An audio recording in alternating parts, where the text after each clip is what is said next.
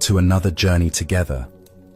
Tonight, we will explore gentle secrets of Zen masters, ancient keys they forged to quiet the restless mind and find profound clarity. Feel free to share what time it is and where you are listening from.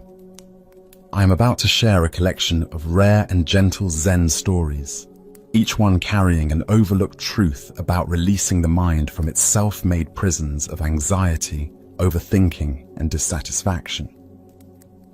These are more than simple tales for the evening.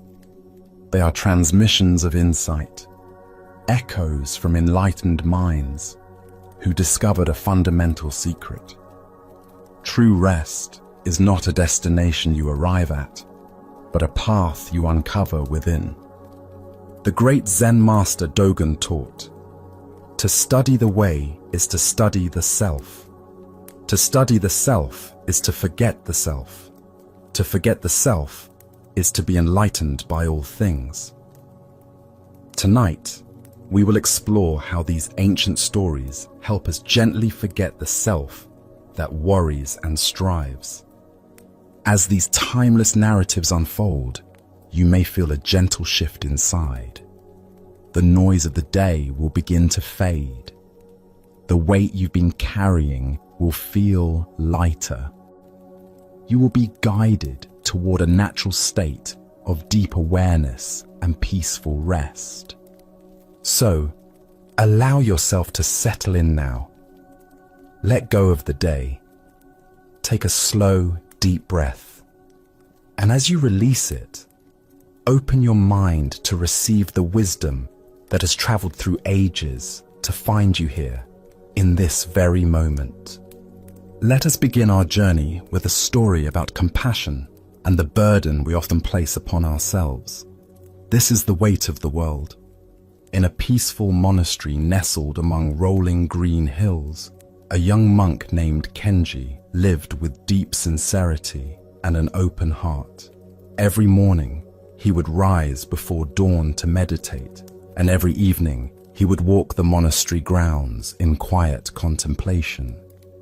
His dedication to practice was evident to all who knew him, yet something troubled his spirit deeply. Each day, as Kenji read the news from the outside world, or heard travelers speak of distant suffering, his heart would grow heavier. Wars raged in foreign lands. Children went hungry in nearby villages. Sickness spread through communities, and cruelty seemed to flourish wherever he looked. The weight of all this suffering pressed down upon him like a mountain, making it difficult to breathe, let alone find the peace that his practice promised. One morning, unable to bear it any longer, Kenji approached his master, Roshi Tanaka, who was tending to the small monastery garden. The elderly teacher moved slowly among the vegetables, pulling weeds with careful attention, his weathered hands gentle with each plant. "Master," Kenji began, his voice heavy with anguish, "I feel the suffering of all beings pressing upon my heart. I see the wars, the hunger, the sickness, and the endless cruelty that humans inflict upon each other. This weight is crushing me. How can I possibly find peace when the world is drowning in such turmoil? How can I sit in meditation when others are in agony?" Master Tanaka looked up from his radishes, his eyes kind but piercing. Without speaking, he gestured toward a large, smooth river stone that sat at the edge of the garden path. The stone was beautiful in its simplicity, worn smooth by countless years of water and weather, but it was clearly very heavy. "Pick it up," the master instructed quietly. Though puzzled, Kenji obeyed. He bent down and with considerable effort lifted the stone. It was even heavier than it appeared, and his muscles strained under its weight. His back began to ache almost immediately. "Now," said Master Tanaka, returning to his weeding, "carry it with you for the rest of the day. Do not put it down. Take it to meditation, to meals, to your work, to your rest. Let it be your constant companion. Kenji did as instructed, though he wondered at the purpose. He carried the stone everywhere throughout that long day. During morning meditation, his arms trembled with the effort of holding it. During meals, he could barely eat with the stone in his lap. While sweeping the temple floors, his movements were clumsy and awkward. By afternoon, his shoulders screamed in pain. By evening, his entire body ached and exhaustion overwhelmed him. As the sun set, Kenji stumbled back to his master, his face pale with fatigue, sweat beading on his forehead despite the cool evening air. "Master," he gasped, barely able to speak. "I cannot carry it any longer. This stone is breaking my body and my spirit. I feel as though I might collapse." Master Tanaka looked at him with infinite compassion, his eyes soft with understanding. "Then put it down," he said gently. Kenji let the stone fall to the earth with a heavy thud that seemed to echo through the quiet garden. Immediately, a wave of profound relief washed over him. His shoulders dropped, his breathing deepened, and he felt as though he could float. The absence of that crushing weight was itself a kind of joy. Master Tanaka set down his gardening tools and faced his student directly. "The suffering of the world is like that stone," he said softly. "It is real, and it is heavy. Your compassion is a beautiful and necessary thing. Never lose it. But you are not meant to carry the stone of all suffering upon your shoulders. You are meant to see it, to understand its weight, to feel its reality deeply, and then to put it down so that your hands are free to help where you can." The Buddha once said, "You will not be punished for your anger. You will be punished by your anger." This ancient wisdom illuminates a profound truth about the nature of compassion and service. When we carry the weight of all suffering within our hearts, we become too burdened to be of genuine help to anyone. Why do we so readily pick up stones that are not ours to carry? Zen Buddhism points to several patterns in our conditioned minds that create this suffering. First is what we might call empathic overwhelm, the tendency to absorb the pain around us until we become paralyzed by its magnitude. Second is our ego's desire to be the one who fixes everything, a subtle form of spiritual pride that believes we should be able to heal all wounds. Third is our difficulty distinguishing between healthy concern and destructive worry, between compassion and co-suffering. True compassion, the kind that actually helps, requires what Zen calls emotional non-attachment. This doesn't mean becoming cold or uncaring. Rather, it means developing the capacity to feel deeply without being consumed, to respond skillfully without being overwhelmed. Like a doctor who can treat a patient's wounds without taking on their pain, we learn to serve from a place of clear seeing rather than emotional fusion. Consider your own life.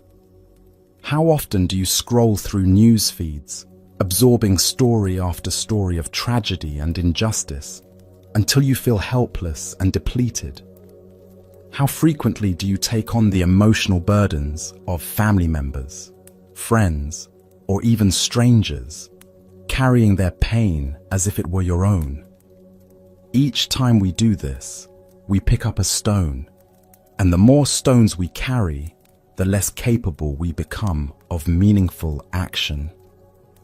Zen teacher Suzuki Roshi taught, "Each of you is perfect the way you are, and you can use a little improvement." This gentle paradox applies beautifully to our relationship with suffering.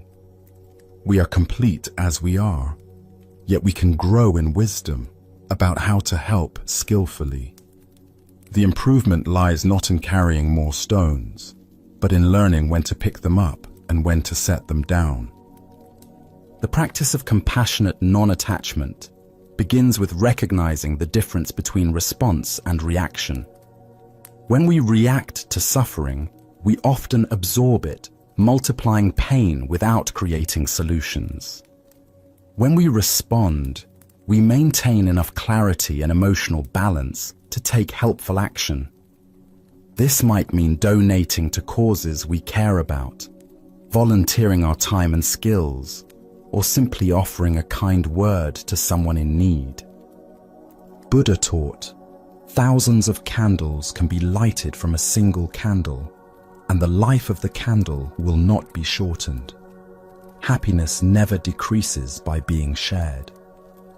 When we maintain our own inner light rather than dimming it by carrying stones, we become sources of illumination for others. Our peace becomes a gift to a troubled world.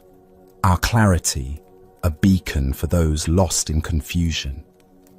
Tonight, as you become aware of the various stones you may be carrying, worries about global events you cannot control, emotional burdens that belong to others, or the weight of trying to fix what is not yours to fix, can you feel the relief that comes with setting them down? Can you distinguish between caring and carrying, between compassion and co-suffering? As the Buddha taught, your work is to discover your work, and then, with all your heart, to give yourself to it.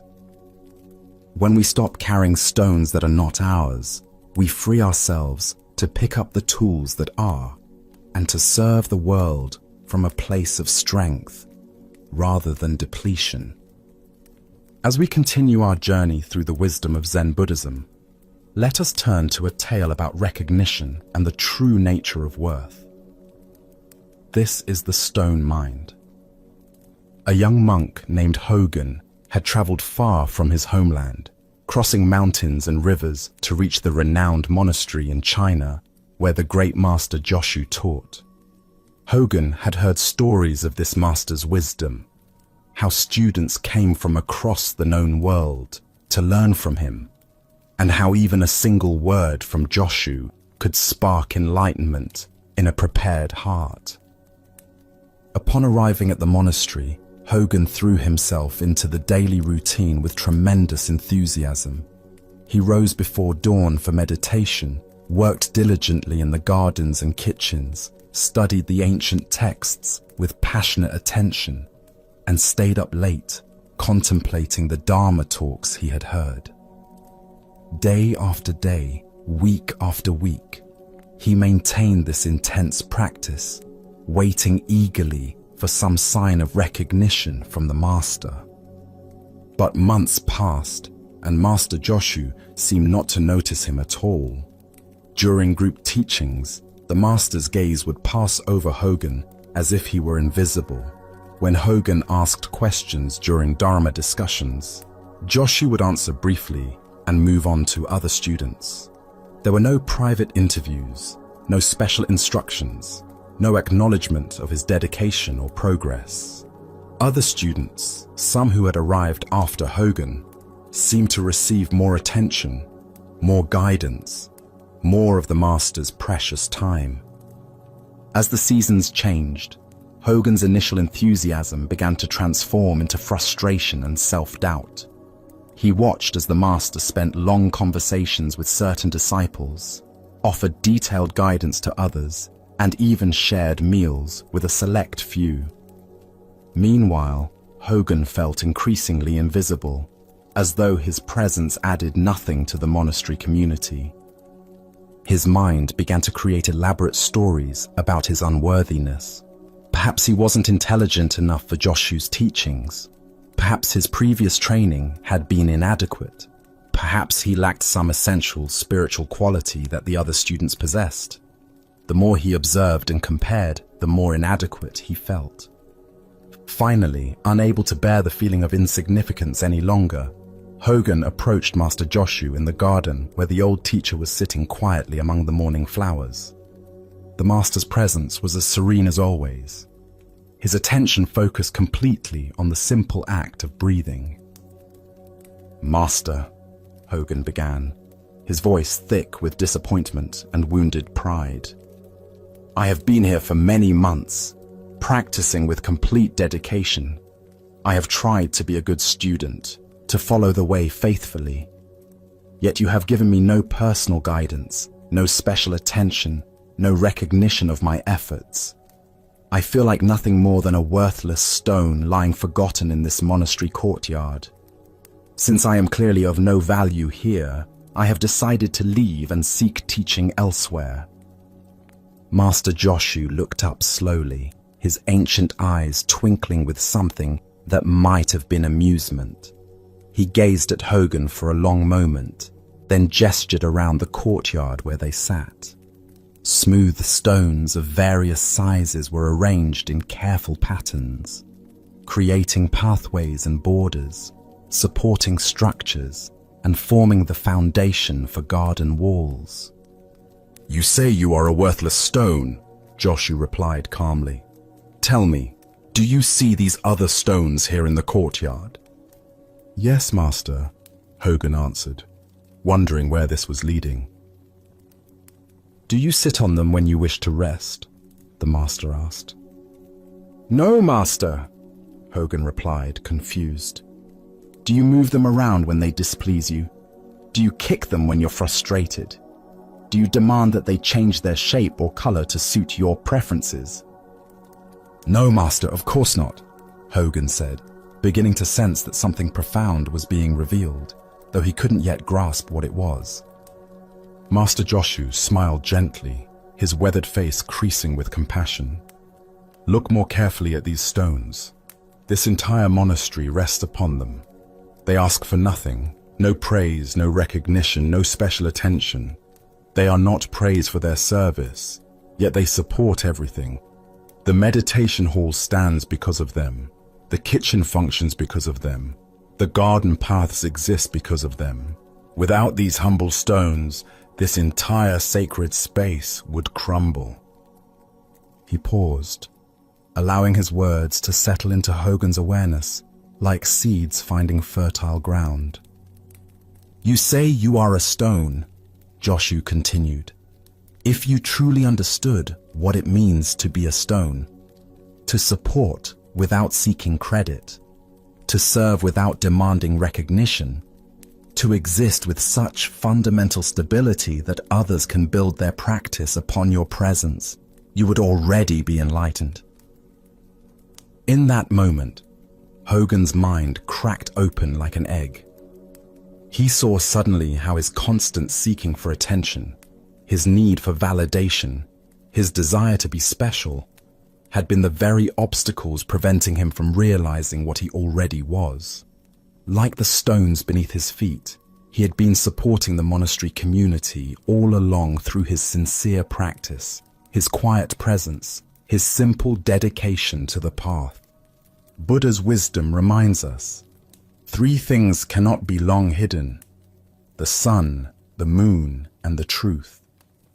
The deeper teaching here shows us that our essential worth is not dependent on external recognition or special treatment. Like the stones supporting the monastery, our true value lies not in being noticed, but in our fundamental capacity to support and sustain what matters. Why do we struggle so intensely with the need for recognition? Zen Buddhism points to several layers of conditioning that create this pattern. First is what we might call ego hunger, the sense of separate self that constantly seeks confirmation of its existence and importance through external validation. This hunger is never satisfied because it's based on the illusion that we are separate beings competing for limited attention and approval. Second is our cultural conditioning around achievement and specialness. From early childhood, we learn to measure our worth through grades, awards, praise, and comparative success.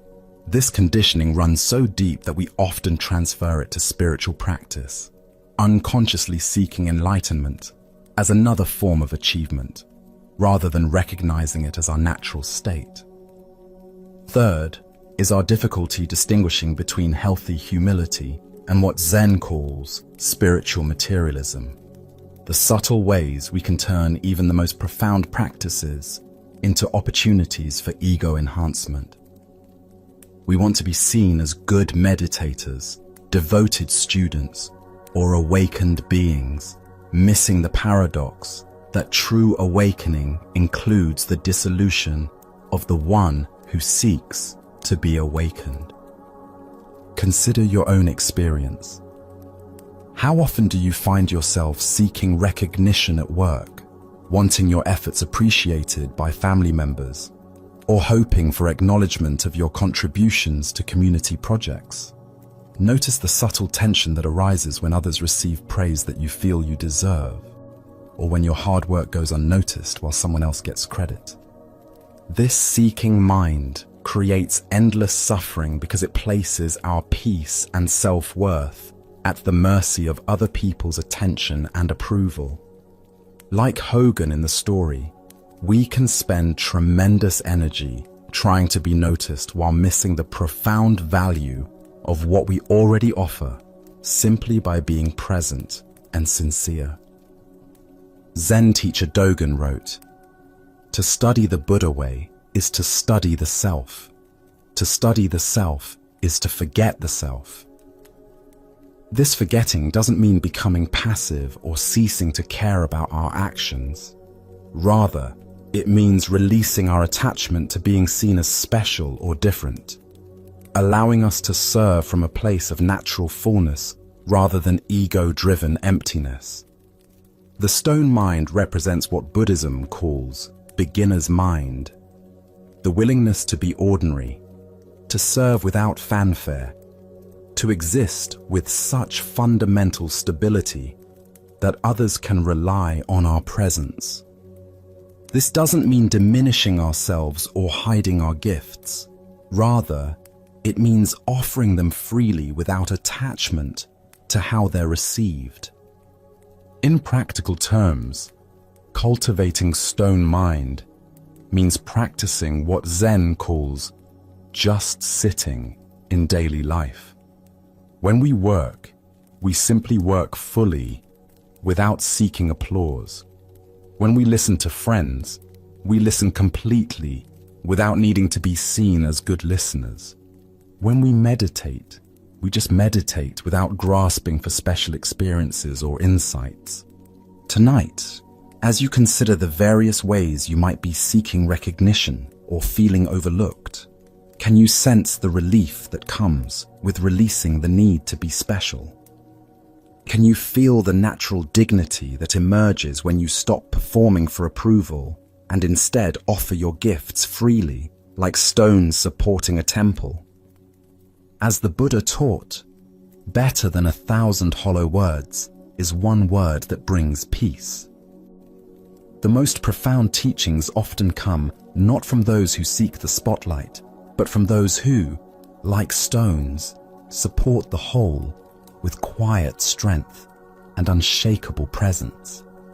Let us now explore a story about identity and the masks we wear in different roles. This is the governor's visit. In the ancient capital of Kyoto, where cherry blossoms lined the rivers and traditional temples stood alongside busy market streets, there lived a man who held one of the highest positions in the land. Governor Nakamura was responsible for the welfare of thousands of citizens, the implementation of imperial policies, and the maintenance of peace throughout his vast province. His days were filled with formal ceremonies, important decisions, and meetings with other officials who addressed him with elaborate titles and deep bows. The weight of his position was both a privilege and a burden. Every morning, servants dressed him in the finest silk robes befitting his rank. Every interaction was filtered through layers of protocol and political consideration. Every word he spoke was carefully measured for its potential impact on his reputation and effectiveness. He was, Your Excellency, Honorable Governor, Lord Nakamura, titles that both elevated and isolated him from simple human connection. Despite his worldly success, Governor Nakamura felt a growing emptiness within his heart. The formal interactions, the constant performance of authority, and the distance his position created between himself and others left him longing for something more authentic. He had heard stories of a Zen master named Kaichu, whose wisdom was said to cut through all pretense and speak directly to the human soul. After months of contemplation, the governor decided to seek out this teacher. On a quiet morning, Governor Nakamura made his way to Master Keichu's simple hermitage on the outskirts of the city. He brought with him his usual retinue of attendants and guards, as protocol demanded. His elaborate silk robes rustled as he walked, and his official seal gleamed in the morning sunlight. Following proper etiquette, the governor's chief attendant approached the hermitage first to announce his master's arrival.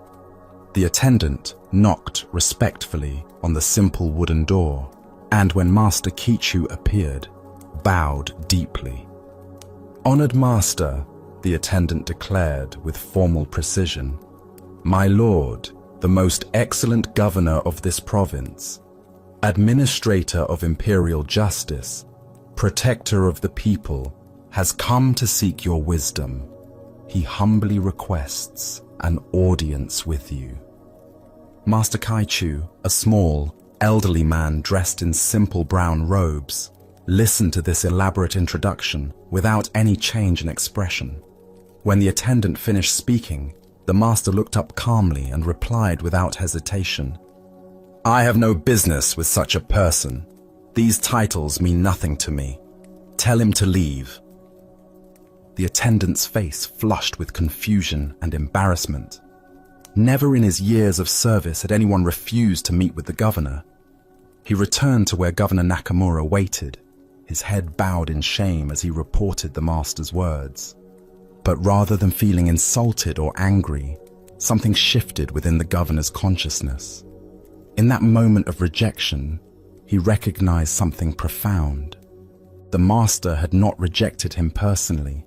He had rejected the elaborate facade of titles and positions that separated human beings from authentic encounter. Governor Nakamura understood immediately what was required. He turned to his attendants and guards, dismissing them with gentle words. He removed his ornate outer robes, leaving only simple undergarments. He washed the formal cosmetics from his face and tied back his hair in a simple style. Then, alone and unadorned, he approached the hermitage again. This time, he knocked on the door himself. When Master Keichu appeared, the man formerly known as Your Excellency bowed humbly and spoke in a quiet, personal voice that had not been heard by others in years. "Master," he said simply, "I am Dido. I have come seeking guidance on the path to understanding. Would you be willing to speak with me?" Upon hearing this humble introduction, using his personal given name rather than his governmental title, Master Keichu's stern expression immediately transformed into a warm, welcoming smile. His eyes crinkled with genuine delight, and he opened his arms in a gesture of embrace. "Ah, Dido," he exclaimed with evident joy. "Please, come in immediately. I have been hoping to meet you. Let us sit together and share tea while we speak of the Dharma." The transformation in the master's reception was complete and immediate. Where moments before there had been cold rejection of pompous formality, now there was warm welcome for authentic humanity. As the Buddha observed, however many holy words you read, however many you speak, what good will they do you if you do not act upon them?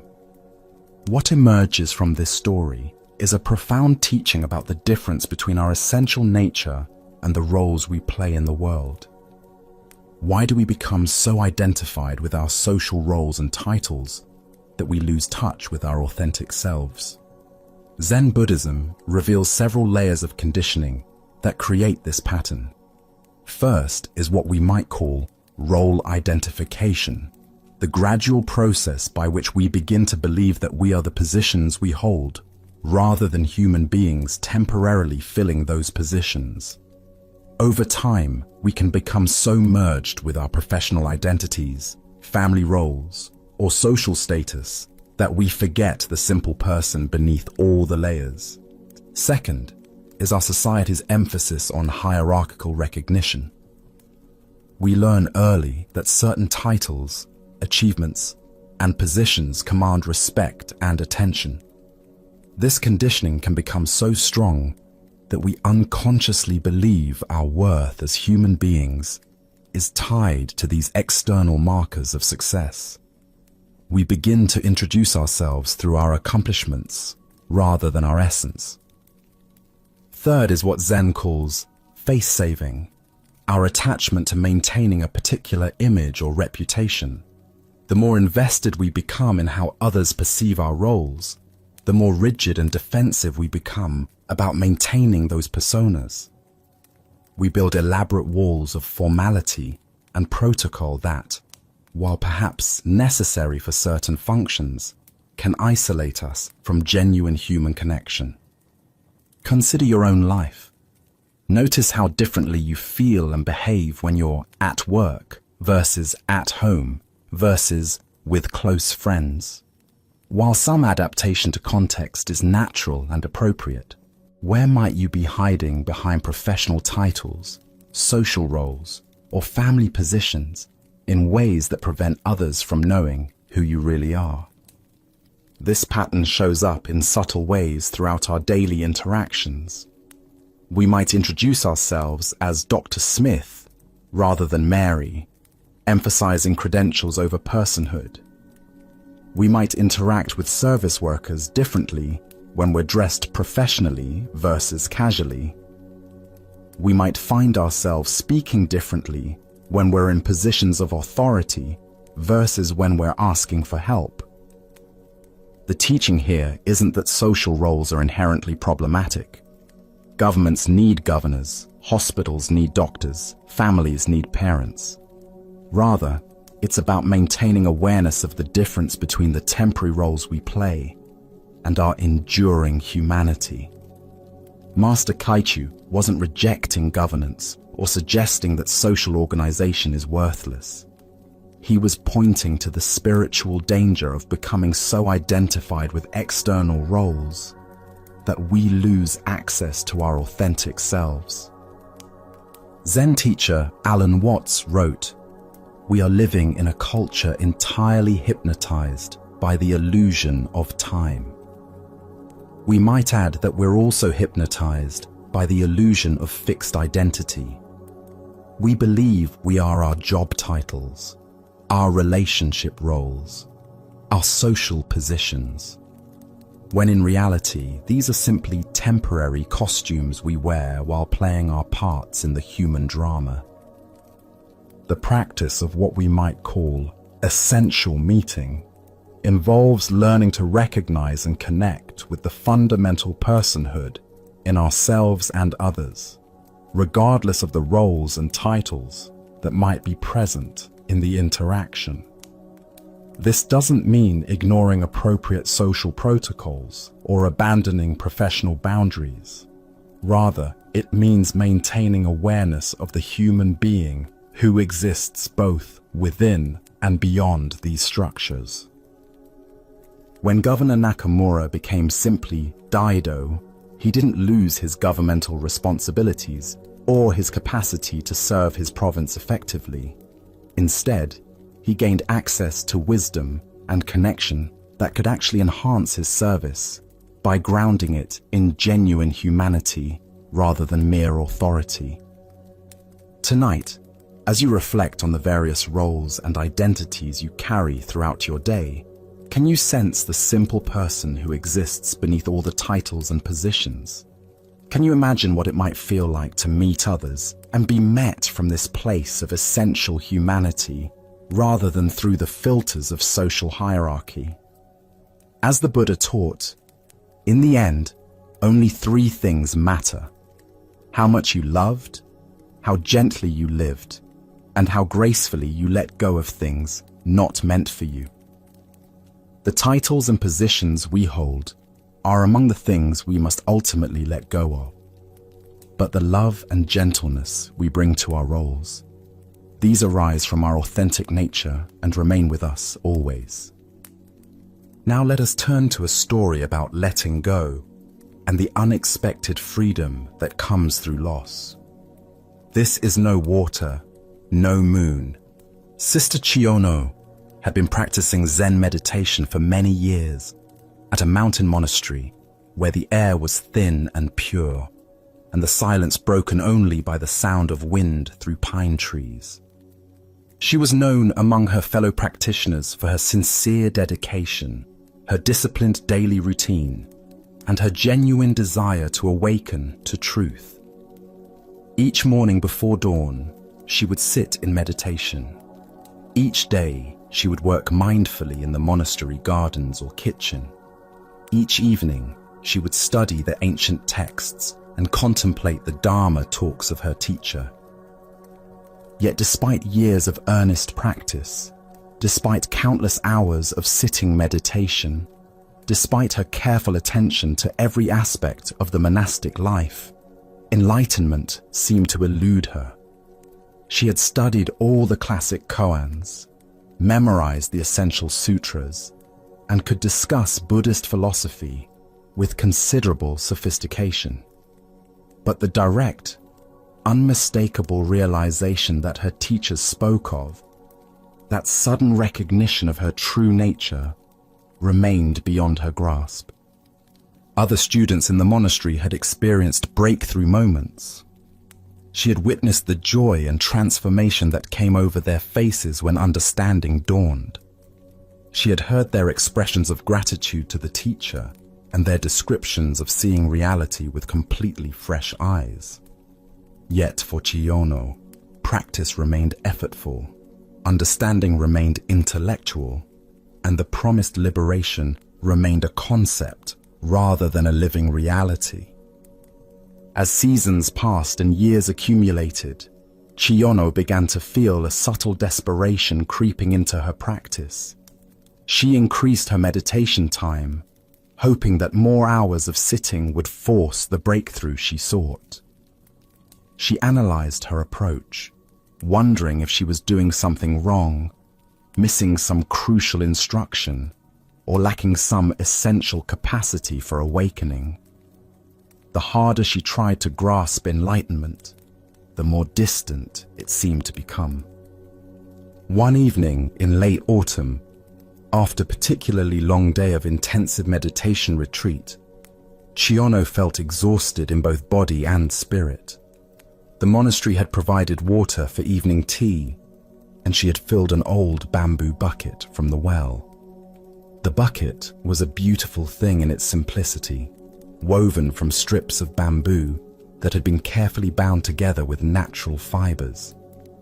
It had served the monastery community for many years, bearing countless gallons of water from the well to the kitchen. As Chiyono carried the full bucket back toward the monastery buildings, she noticed how perfectly the full moon was reflected in the still water surface. The reflection was so clear and complete that for a moment she paused to admire its beauty. The silvery light seemed to dance gently as she walked, creating a moving meditation on the relationship between reality and reflection, between the actual moon above and its image below. But the old bucket had reached the end of its useful life. The bamboo strips had dried and loosened over years of use, and the binding fibers had gradually weakened. As Chiyono walked slowly back through the moonlit courtyard, absorbed in watching the moon's reflection shimmer in the water, the inevitable happened. Suddenly, without warning, the bottom of the bucket gave way completely. The bamboo strips separated, the binding snapped, and the bucket simply fell apart in her hands. In an instant, the water rushed out onto the stone path, splashing her robes and disappearing into the spaces between the courtyard stones. With the water gone, the moon's reflection vanished as completely as if it had never existed. In that moment of unexpected loss, watching the water disappear, seeing the moon's reflection vanish, feeling the solid bucket dissolve into separate pieces in her hands, something profound shifted in Chiyono's consciousness. The very thing she had been grasping for so desperately, the enlightenment she had been trying to achieve through years of effortful practice, suddenly revealed itself in the complete letting go. She understood in a flash of recognition that was more certain than anything she had ever known intellectually. The enlightenment she had been seeking was like the moon's reflection in water, beautiful, compelling, but ultimately a reflection of something that was already present. When she stopped trying to hold on to the reflection, when the container of her grasping mind fell apart like the old bucket, what remained was not the image of awakeness, but awake awareness itself. Standing in the moonlit courtyard with broken bamboo strips in her hands and water soaking into the earth at her feet, Chiyono began to laugh. The sound echoed off the monastery walls, a sound of profound relief and joy. That night she composed a poem to capture her realization.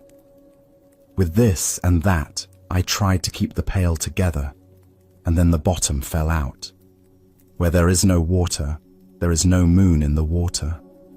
Ancient Buddhist wisdom tells us, you are perfect as you are, and you could use a little improvement.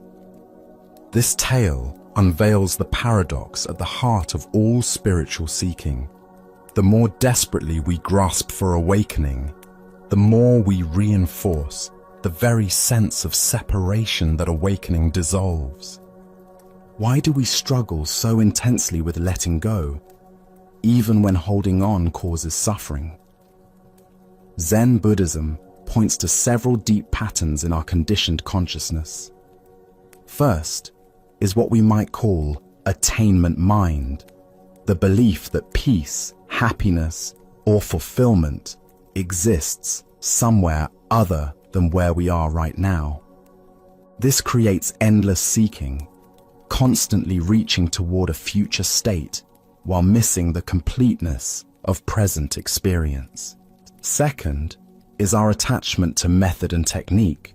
Like Chiyono trying to keep the bucket together with this and that, we often become so focused on our spiritual practices, our meditation techniques, our philosophical understanding, that we mistake the finger pointing at the moon for the moon itself. The practices become another form of grasping rather than opportunities for letting go.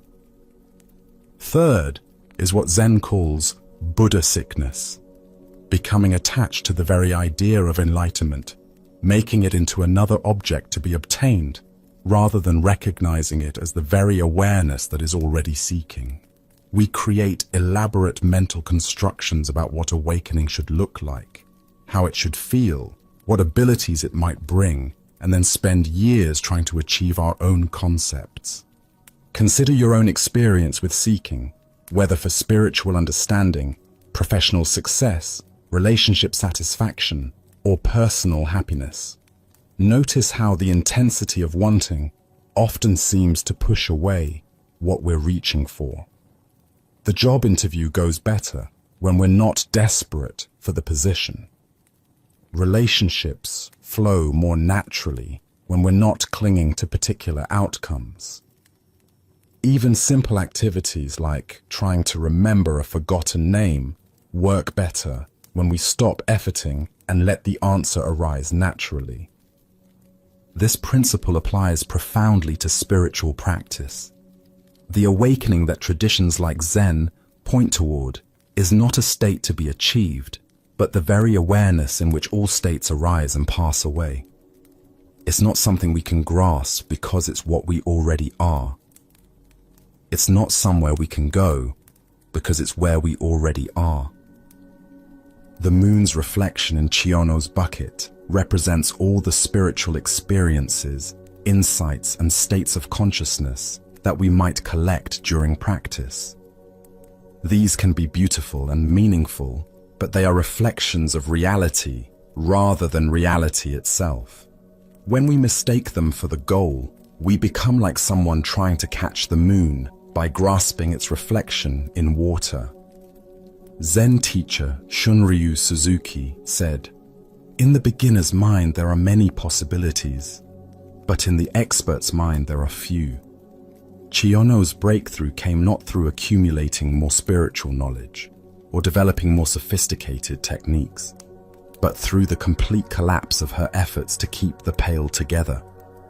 When her expert mind, with all its strategies, expectations, and spiritual ambitions, fell apart like the old bucket, what remained was the simple awareness that had been present all along. The practice suggested by this story is not to stop meditating or abandon sincere spiritual effort, but to hold all practice lightly. We can sit in meditation without grasping for special experiences. We can study wisdom teachings without trying to collect insights like trophies. We can engage in spiritual community without comparing our progress to others. Most importantly, we can begin to notice when we're trying to keep the pail together, when we're efforting to maintain particular states of mind, forcing spiritual experiences, or grasping for future attainment. In those moments, we can practice what Zen calls just sitting, simply being present without agenda, allowing whatever arises to arise and pass away naturally. Tonight, as you consider what you might be trying to grasp or achieve in your own life, can you sense the relief that might come with letting the bottom fall out? What would remain if you stopped trying to hold together your concepts about who you should be, what you should accomplish, or what your life should look like? As the Buddha taught, letting go gives us freedom, and freedom is the only condition for happiness. True freedom comes not from getting what we want, but from releasing our attachment to wanting itself. When the water spills and the reflection disappears, what remains is the moon itself, luminous, complete, and closer than we ever imagined.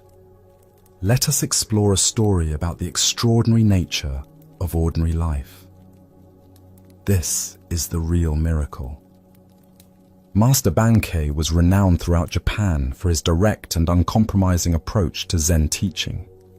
Unlike many teachers who relied on elaborate rituals, complex philosophical discussions, or dramatic demonstrations of spiritual power, Bankei had a gift for pointing people toward the simple truth that was already present in their immediate experience. His monastery attracted students from many different Buddhist schools, as well as curious visitors who had heard stories of his unconventional wisdom. One day, a practitioner from another Buddhist lineage came to visit Bankei's monastery. This visitor had spent years following a teacher who was famous for his supernatural abilities and miraculous powers. He had witnessed his master perform seemingly impossible feats, healing the sick with a touch, manifesting objects from empty air, and demonstrating psychic abilities that defied ordinary understanding. These experiences had filled the visitor with tremendous reverence for the spiritual path and confidence in his teacher's realization. During the evening Dharma talk, as Master Bankei sat quietly before the assembled community, the visitor could not contain his excitement about sharing the miraculous abilities of his own teacher. When the formal talk concluded and time was given for questions, the visitor stood up eagerly. "Master Bankei," he began, his voice filled with admiration and perhaps a hint of challenge, "I must tell you about my teacher's extraordinary powers. Our founder was a truly great man, a living saint who could perform the most amazing miracles. Just last month, I witnessed him write a holy name through the air, across a wide river, and the sacred characters appeared blazing in the sky for all to see. The entire village was filled with wonder and devotion. Can you perform such miraculous feats? Do you have powers like this to demonstrate the depth of your realization? The visitor sat down, clearly expecting to be impressed by Bankei's response, perhaps hoping to witness some supernatural demonstration, or at least hear descriptions of equally marvelous abilities. The other students in the hall turned their attention to their teacher, curious how he would respond to this implicit challenge. Master Bankei remained completely still for several moments, his expression neither defensive nor dismissive, but simply present and attentive. When he finally spoke, his voice was quiet and matter-of-fact, without any trace of competition or superiority. "Perhaps your teacher can indeed perform that kind of miracle," Bankei said calmly. "I do not doubt what you have witnessed, and I have no criticism of such demonstrations. But I must tell you honestly, that is not my way. Such powers do not interest me, and I do not cultivate them." The visitor looked somewhat disappointed and pressed further. "But Master, if you cannot perform such wonders, what then distinguishes your teaching? What is your miracle? How do we know that you have achieved genuine realization?" Master Bankei's eyes twinkled with the kind of gentle humor that often accompanies profound truth. He looked directly at his questioner with complete sincerity and replied, "My miracle is this. When I feel hungry, I eat. When I feel thirsty, I drink. When I am tired, I sleep. When spring comes, I notice the flowers blooming. When winter arrives, I observe the snow falling. This is my miracle, to be completely present for the simple reality of each moment." The hall fell into deep silence as the implications of this teaching settled into the awareness of everyone present. The visitor, who had come expecting supernatural demonstrations, found himself confronted with something far more challenging: the invitation to recognize the miraculous nature of his own immediate experience. The Buddha taught, there are only two mistakes one can make along the road to truth: not going all the way and not starting. The heart of this lesson lies in recognizing that the miracle we seek is not hidden in extraordinary demonstrations, but reveals itself in the complete embrace of ordinary experience. Why do we overlook the miraculous nature of our everyday existence? Zen Buddhism reveals several layers of conditioning that blind us to what is always already present. First is what we might call spiritual materialism, the unconscious belief that enlightenment must be dramatic, supernatural, or visibly impressive. We imagine that awakened consciousness should produce extraordinary powers, mystical visions, or at least some obvious signs that distinguish the enlightened from the ordinary. Second is our habituation to the familiar. The mind tends to dismiss as mundane precisely those experiences that are most constantly available: breathing, seeing, tasting, feeling, the simple fact of awareness itself. We become so accustomed to these fundamental miracles that we stop recognizing them as miracles at all. It's as if we're fish who have forgotten the water we swim in. Third is our cultural conditioning toward complexity and achievement. We live in a society that values the rare, the difficult, the spectacular. This conditioning seeps into our spiritual seeking, making us believe that profound truth must be complicated, esoteric, or accessible only through years of specialized training. The possibility that ultimate reality might be as simple as feeling hungry and eating challenges our entire framework of how spiritual accomplishment should look. Consider your own experience right now as you engage with these words. Notice the miracle of vision, how marks on a page or patterns of light on a screen somehow transform into meaning in your consciousness. Observe the mystery of understanding, how abstract concepts arise in awareness without any effort on your part. Feel the rhythm of breathing that continues without your direction, the beating of your heart that sustains life moment by moment. These experiences are so ordinary that we typically ignore them completely, yet each one represents a profound mystery that no science can fully explain. How does consciousness arise from matter? How does awareness recognize itself? How does meaning emerge from pattern? These are questions that point to the miraculous nature of the most basic aspects of existence. Master Bankei's miracle of eating when hungry and drinking when thirsty points to what Zen calls natural functioning, the spontaneous responsiveness of awakened consciousness to the needs of each moment. This doesn't mean being reactive or impulsive, but rather developing such intimate attunement to present reality that appropriate action arises naturally without the interference of excessive thinking, second-guessing, or spiritual ambition. Zen teacher Dogen wrote, "To study the Buddha way is to study the self. To study the self is to forget the self. To forget the self is to be actualized by myriad things."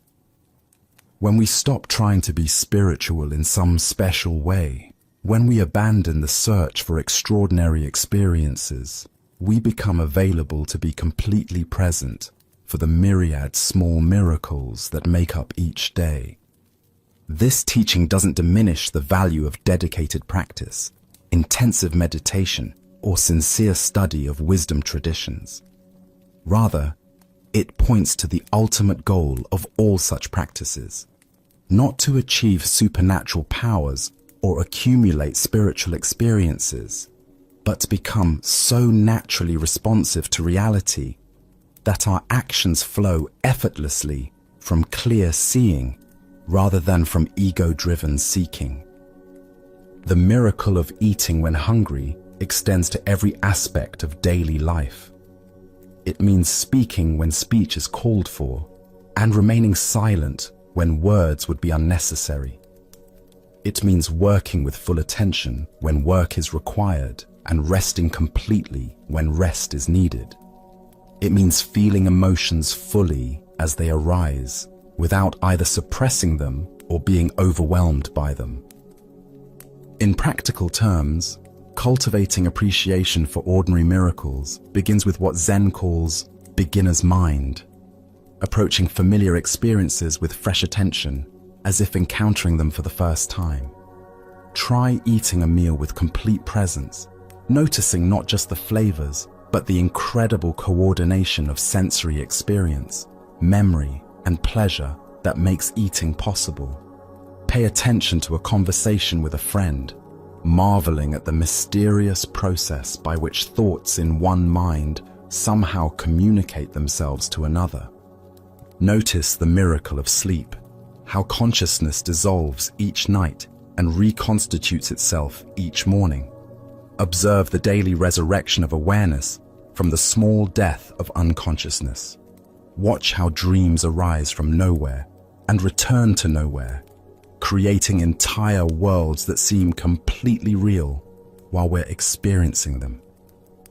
Tonight, as you prepare for rest, can you recognize the miracle in this simple transition from waking to sleeping? Can you feel the extraordinary in the ordinary rhythm of your breath, the weight of your body settling into stillness, the natural release of the day's activities and concerns? As the Buddha taught, if you truly loved yourself, you would never harm yourself with negative thoughts. The deepest expression of self-love might be the simple appreciation for the miracle of your own existence, not the idealized version of yourself you might become, but the breathing, feeling, aware being you already are. True miracles are not violations of natural law, but recognitions of the natural law of consciousness itself. The mysterious fact that the universe has somehow awakened to itself through your eyes, experiences itself through your senses, and knows itself through your awareness. When you eat because you're hungry, you participate in the cosmic miracle of life sustaining itself. This is Bankei's miracle, and it is yours as well. As we continue our journey through the wisdom of Zen Buddhism, let us explore a story about the most fundamental truth that surrounds us yet remains invisible. This is the tale of the fish and the ocean. In the vast depths of the Pacific, where sunlight filtered down through layers of blue and green, and coral gardens swayed in gentle currents, a young fish swam restlessly through familiar waters. Despite being surrounded by the wonder of ocean life, schools of silver fish moving like liquid metal, sea anemones dancing in the current, and the rhythmic pulse of waves far above, the young fish felt troubled by a persistent question. One day, approaching an ancient sea turtle whose shell bore the scars and wisdom of countless journeys, the young fish asked earnestly, "Elder, I keep hearing other sea creatures talk about something they call the ocean. They speak of it with such reverence, as if it's the most important thing in existence. But I've searched everywhere, and I cannot find this ocean anywhere. What exactly is this mysterious thing everyone talks about?" The old turtle's eyes, deep and patient like tidal pools, regarded the young fish with gentle amusement. "Little one," the turtle replied in a voice worn smooth by decades of storms and calms, "the ocean is this very thing that surrounds you on all sides at every moment." The young fish looked around frantically, darting left and right, swimming up toward the distant surface and down toward the sandy bottom. "But I don't see anything surrounding me. There's nothing here but water and fish and plants and rocks. Where is this ocean you speak of? Why can't I see it?" The turtle settled more comfortably on a bed of soft kelp, understanding that this was a teaching moment that required patience. "Of course you cannot see it, young friend," the turtle explained. "The ocean is both inside and outside of you. You were born in the ocean. You breathe the ocean. You are nourished by the ocean. And one day you will return to the ocean. The ocean flows through your gills and around your body just as naturally as your own scales cover your skin. It is so much a part of you that it has become invisible." The young fish paused, beginning to sense something vast and fundamental that had been present all along but remained unnamed. "You mean this water I swim through?" "Is the ocean, yes," the turtle confirmed. "You have never been separate from it, not for a single moment of your existence. As the Buddha observed, all conditioned things are impermanent. Strive on with awareness." This ancient wisdom illuminates our relationship with the Tao, the fundamental flow of existence that permeates everything, yet remains largely unnoticed in our daily lives. What emerges from this story is a profound teaching about the nature of spiritual blindness. Like the fish who cannot see the ocean, we live immersed in the sacred, but fail to recognize it because it is too close, too constant, too fundamental to our existence to register as separate from ourselves. Why do we struggle to perceive the Tao, this universal flow that sustains and surrounds us? Zen Buddhism points to our habit of seeking the extraordinary while overlooking the ordinary. We imagine that spiritual truth must be dramatic, mystical, or separate from everyday experience. We look for God in burning bushes while missing the divine presence in morning coffee, in the breath entering our lungs, in the simple fact of awareness itself.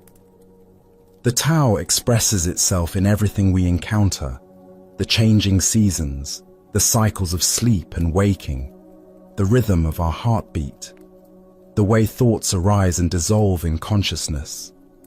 It is the organizing principle behind both the spiral of galaxies and the unfurling of fern leaves, the same pattern expressing itself at every scale of existence. Consider how often throughout your day you might glimpse this underlying flow without recognizing it. The way traffic naturally organizes itself, despite having no central controller. The way conversations find their own rhythm and timing. The way your body breathes without conscious direction. The way solutions to problems seem to emerge from somewhere beyond deliberate thinking. These are all expressions of the Tao working through apparent chaos to create spontaneous order. Zen teacher Alan Watts taught, "Trying to define yourself is like trying to bite your own teeth." The Tao is similar. It cannot be grasped or contained because we are expressions of it rather than separate observers of it. Every attempt to understand the Tao through conceptual thinking is like the fish trying to get outside the ocean to examine it objectively. This doesn't mean the Tao is merely a philosophical concept. It is the most practical and immediate reality. The intelligence that coordinates the trillions of cells in your body, the awareness in which all thoughts and sensations appear, the life force that animates everything from redwood trees to bacteria. In Chinese philosophy, the character for Tao literally means the way or the path. But this is not a path we walk towards some distant destination. It is the path that walks itself through us, the way reality unfolds moment by moment, without requiring our management or control. Lao Tzu wrote, "The Tao that can be spoken is not the eternal Tao." Yet here we are, using words to point towards something beyond words. This is the beautiful paradox of spiritual teaching. We must use the limited to point toward the unlimited, knowing that the finger pointing at the moon is never the moon itself. Tonight, as you feel the breath moving in and out of your body without your conscious control, can you sense the Tao expressing itself through this simple miracle? Can you recognize in this automatic process the same intelligence that moves the planets and changes the seasons? The Buddha taught, "Look within, thou art the Buddha." You are not separate from the ocean of existence any more than a wave is separate from the sea. In recognizing this fundamental non-separation, we stop seeking the Tao and begin living as its conscious expression. As we continue our journey through the wisdom of Zen Buddhism, let us explore a story about contentment and the nature of desire. This is the stonecutter's journey. High in the mountain villages, there lived a simple stonecutter who had discovered the secret of happiness without knowing it. Each dawn, he would climb winding paths to the quarries, his tools balanced across his shoulders. As he worked among the stones, he would sing old mountain songs that echoed across the valleys. Though he was poor by society's measures, living in a modest hut with few possessions, the stonecutter desired nothing more than what he had. His simple life felt complete, the rhythm of his work, the beauty of the mountains, the satisfaction of honest labor. His heart held not a care in the world. One day, he was called to work on the grand mansion of a wealthy nobleman. As he approached the estate, his eyes widened at the magnificence before him. Marble columns reached toward the sky, gardens sprawled in perfect symmetry. For the first time in his life, the stonecutter felt the sharp pang of desire pierce his contentment. "If only I were rich," he sighed. "Then I would not have to earn my living in sweat and toil as I do now." To his amazement, a voice whispered from the stones, "Your wish has been granted. Henceforth, anything you desire will be given to you." He returned home that evening to find his humble hut replaced by a mansion as magnificent as the nobleman's. Overwhelmed with joy, he abandoned his tools and began enjoying the luxurious life of the wealthy. But one hot afternoon, gazing from his ornate window, he saw the king's royal procession passing by. The monarch sat in cool shade, surrounded by noblemen and servants, appearing serene and powerful above the common heat. "How I wish I were a king myself," he thought, and immediately found himself reclining in silk cushions within the royal carriage. But the carriage proved warmer than expected. Even through thick walls, the sun's heat penetrated relentlessly. "I wish I were the sun," he declared, and found himself sending waves of light and heat across the universe. As the sun, he felt magnificent and all-powerful until thick storm clouds gathered, completely blocking his rays. "I wish to be a cloud." And so he became a massive storm cloud, glorying in his power to block the sun. But as he transformed into falling rain, he encountered an enormous rock that blocked his path completely. "A mere rock more powerful than I? I wish to be a rock." Suddenly, he stood tall upon the mountainside, feeling he had achieved true permanence. But soon, he heard chipping sounds at his base. Looking down, he saw a tiny human figure cutting chunks of stone away. "A puny creature more powerful than me! I want to be a man again!" And so he found himself once more a stone cutter, climbing familiar mountain paths.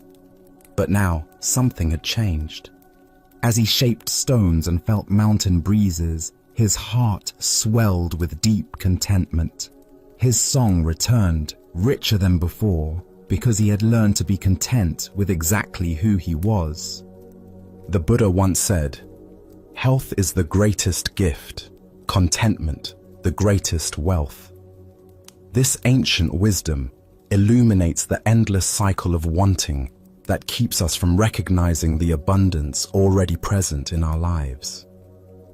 Why do we chase after different conditions, always believing happiness lies in the next transformation? Each desire fulfilled only reveals the next desire, creating an endless cycle of dissatisfaction.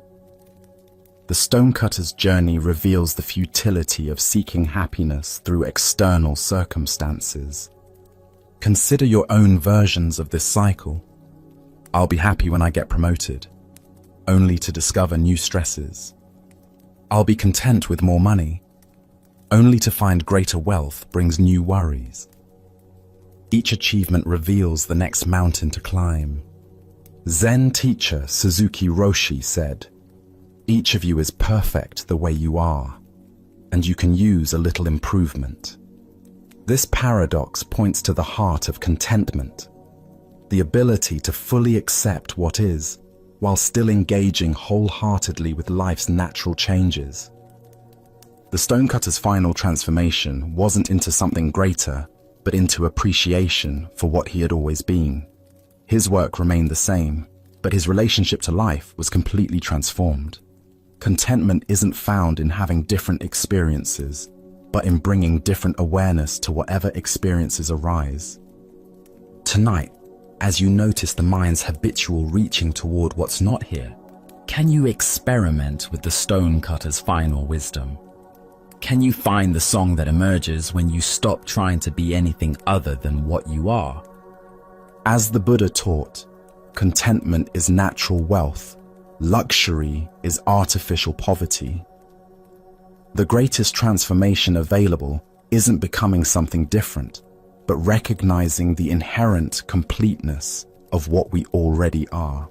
Our next story reveals the difference between knowledge and true awareness. This is the tale of the teacher who thought he had arrived. After a decade of intensive training under various masters, studying countless texts, and dedicating himself wholly to Zen practice, a monk named Tenno finally achieved what he had long sought: recognition as a qualified teacher. His understanding of Buddhist philosophy was profound. His meditation practice was deep and stable, and his ability to guide others had been tested and approved. He received the formal acknowledgement that he was ready to teach the Dharma and help others along the path of awakening. Proud of his accomplishment and eager to learn from one of the most renowned masters of his time, Tenno decided to visit the famous Zen master Nan-in. The older teacher's reputation for wisdom and insight was legendary throughout the region, and Tenno looked forward to engaging in deep Dharma discussions and perhaps receiving some final polishing of his understanding. It was a rainy day when Tenno made his pilgrimage to Nanin's temple. The roads were muddy and slippery, puddles reflected the grey sky, and the steady rainfall required him to carry an umbrella to stay dry. When he reached the temple, he carefully removed his wooden clogs and placed them on the covered porch along with his umbrella, just as custom dictated. He arranged his outer robes, composed himself properly, and entered the temple to meet the great master.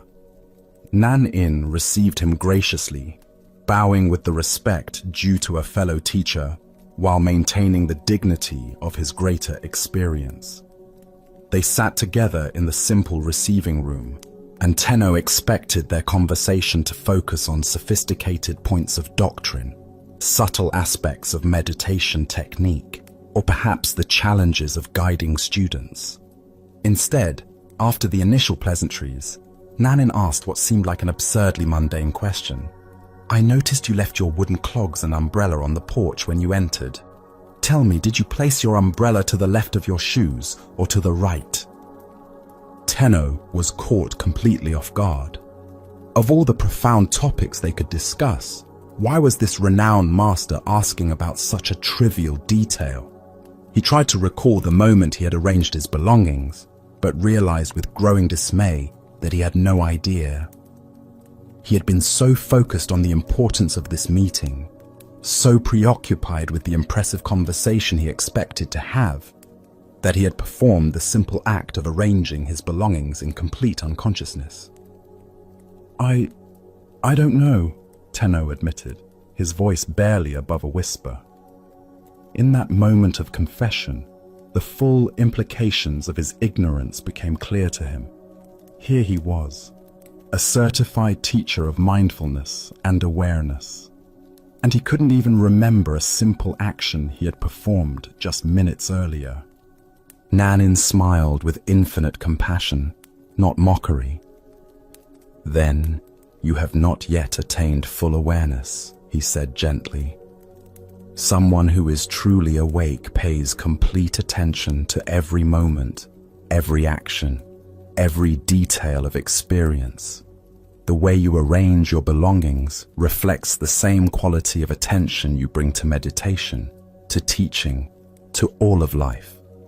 In that instant, Tenno's pride in his accomplishments crumbled, replaced by a humbling recognition of how much deeper his practice needed to go. He understood that true awareness isn't something you achieve once and then possess forever. It's a quality of attention that must be cultivated and maintained in every single moment, in the most ordinary activities as well as the most exalted spiritual practices. Without hesitation, Tenno requested to become Nanin's student. For the next 10 years, he studied under the master's guidance, learning to bring the same quality of conscious attention to placing his shoes that he brought to formal meditation, to treat the arrangement of an umbrella with the same reverence he showed to sacred texts. When he finally left Nanin's temple, he was a completely different kind of teacher, one who understood that enlightenment is not a destination, but a way of traveling, not an achievement, but a continuous practice of complete presence. As the Buddha observed, If you want to know your past, look at your present condition. If you want to know your future, look at your present actions. What emerges from this story is the recognition that true spiritual development is measured not by our peak experiences, but by the quality of attention we bring to ordinary moments. Why do we assume that enlightenment exists only in special circumstances, formal practices, or elevated states of consciousness? Zen Buddhism teaches that awakening is found precisely in our ability to be fully present for whatever is actually happening, whether it's sitting in meditation or simply placing an umbrella beside our shoes. Tenno's mistake was common among spiritual practitioners. He had developed the ability to be mindful during designated practice periods, but hadn't yet learned to extend that same quality of awareness to everyday activities. He could be present while sitting in meditation, but unconscious while performing simple tasks. This split between spiritual activities and ordinary activities is one of the most subtle traps on the path of awakening. We imagine that consciousness is something we turn on during meditation and turn off during mundane tasks. But true practice integrates awareness into every aspect of life. Consider your own daily routine. How present are you while brushing your teeth, making coffee, or putting on your shoes? Do you perform these activities with the same quality of attention you might bring to more important tasks? The gap between formal practice and informal practice often reveals where our awareness needs to deepen. Zen Master Dogen taught, "Practice and enlightenment are one." This means that the quality of consciousness we cultivate in any moment is both the path and the destination. There's no separation between developing awareness and being aware. Every moment offers a complete opportunity for awakening. Nanin's question wasn't about umbrellas and shoes. It was about whether Tenno's spiritual development had penetrated into the cellular level of his daily existence. Could he maintain the same presence while performing unconscious habits that he brought to conscious spiritual practice? The Buddha said, "Mindfulness is the path to the deathless. Heedlessness is the path to death. Those who are mindful do not die. Those who are heedless are as if dead already." True aliveness is found in complete presence, and complete presence can be cultivated in any activity, no matter how simple or mundane. Look deeply at your own relationship between formal practice and daily life. Where do you treat certain activities as worthy of attention, while others are performed on autopilot? This isn't about becoming obsessively focused on every tiny detail, but about recognizing that the same capacity for presence that serves us in meditation can transform every aspect of our lives. The paradox is that the most ordinary moments often offer the greatest opportunities for awakening. When we're sitting in formal meditation, we expect to be mindful. But when we're simply arranging our belongings or performing routine tasks, we have a chance to discover whether our practice has truly taken root or remains confined to special circumstances. In Zen temples, students are taught that washing dishes is as sacred as chanting sutras, that sweeping floors is as important as studying philosophy. This isn't because these activities are inherently special, but because the quality of consciousness we bring to any activity determines its spiritual value. Thich Nhat Hanh wrote, "Washing dishes is not only a way to have clean dishes. Washing dishes is also a way to live fully in each moment." This points to the fundamental teaching that Nanin was offering Tenno. Every action is an opportunity to practice complete presence. The master's question revealed that Tenno's decade of training had developed his capacity for awareness during designated practice periods, but hadn't yet integrated that awareness into the seamless flow of daily life. He could be conscious when he intended to be conscious, but he hadn't yet learned to make consciousness his default state. This integration is what distinguishes genuine spiritual maturity from mere spiritual knowledge. It's relatively easy to be mindful when we remember to be mindful. The deeper practice is developing the kind of natural awareness that operates whether we're thinking about it or not. Tonight, as you perform the simple actions that end your day, brushing your teeth, changing clothes, arranging items for tomorrow, can you bring the same quality of attention you might give to formal meditation? Can you discover whether your spiritual practice has penetrated into the unconscious habits that make up so much of daily life? Buddha's wisdom reminds us, every moment is a teacher and every place is a classroom. The umbrella beside the shoes was Tenno's teacher that day, revealing exactly where his practice needed to deepen. Sometimes the most profound lessons come disguised as the most ordinary questions, asked by masters wise enough to see that true awakening is found not in transcending the mundane, but in discovering the sacred hidden within it. Let us now turn to a tale about the thin boundary between heaven and hell within our own hearts. This is the story of the samurai and the gates. In feudal Japan, a battle-hardened warrior named Nobushige sought out the renowned Zen master Hakuin. The samurai's armor bore the scars of countless conflicts, and his eyes carried the weight of a man who had seen too much violence.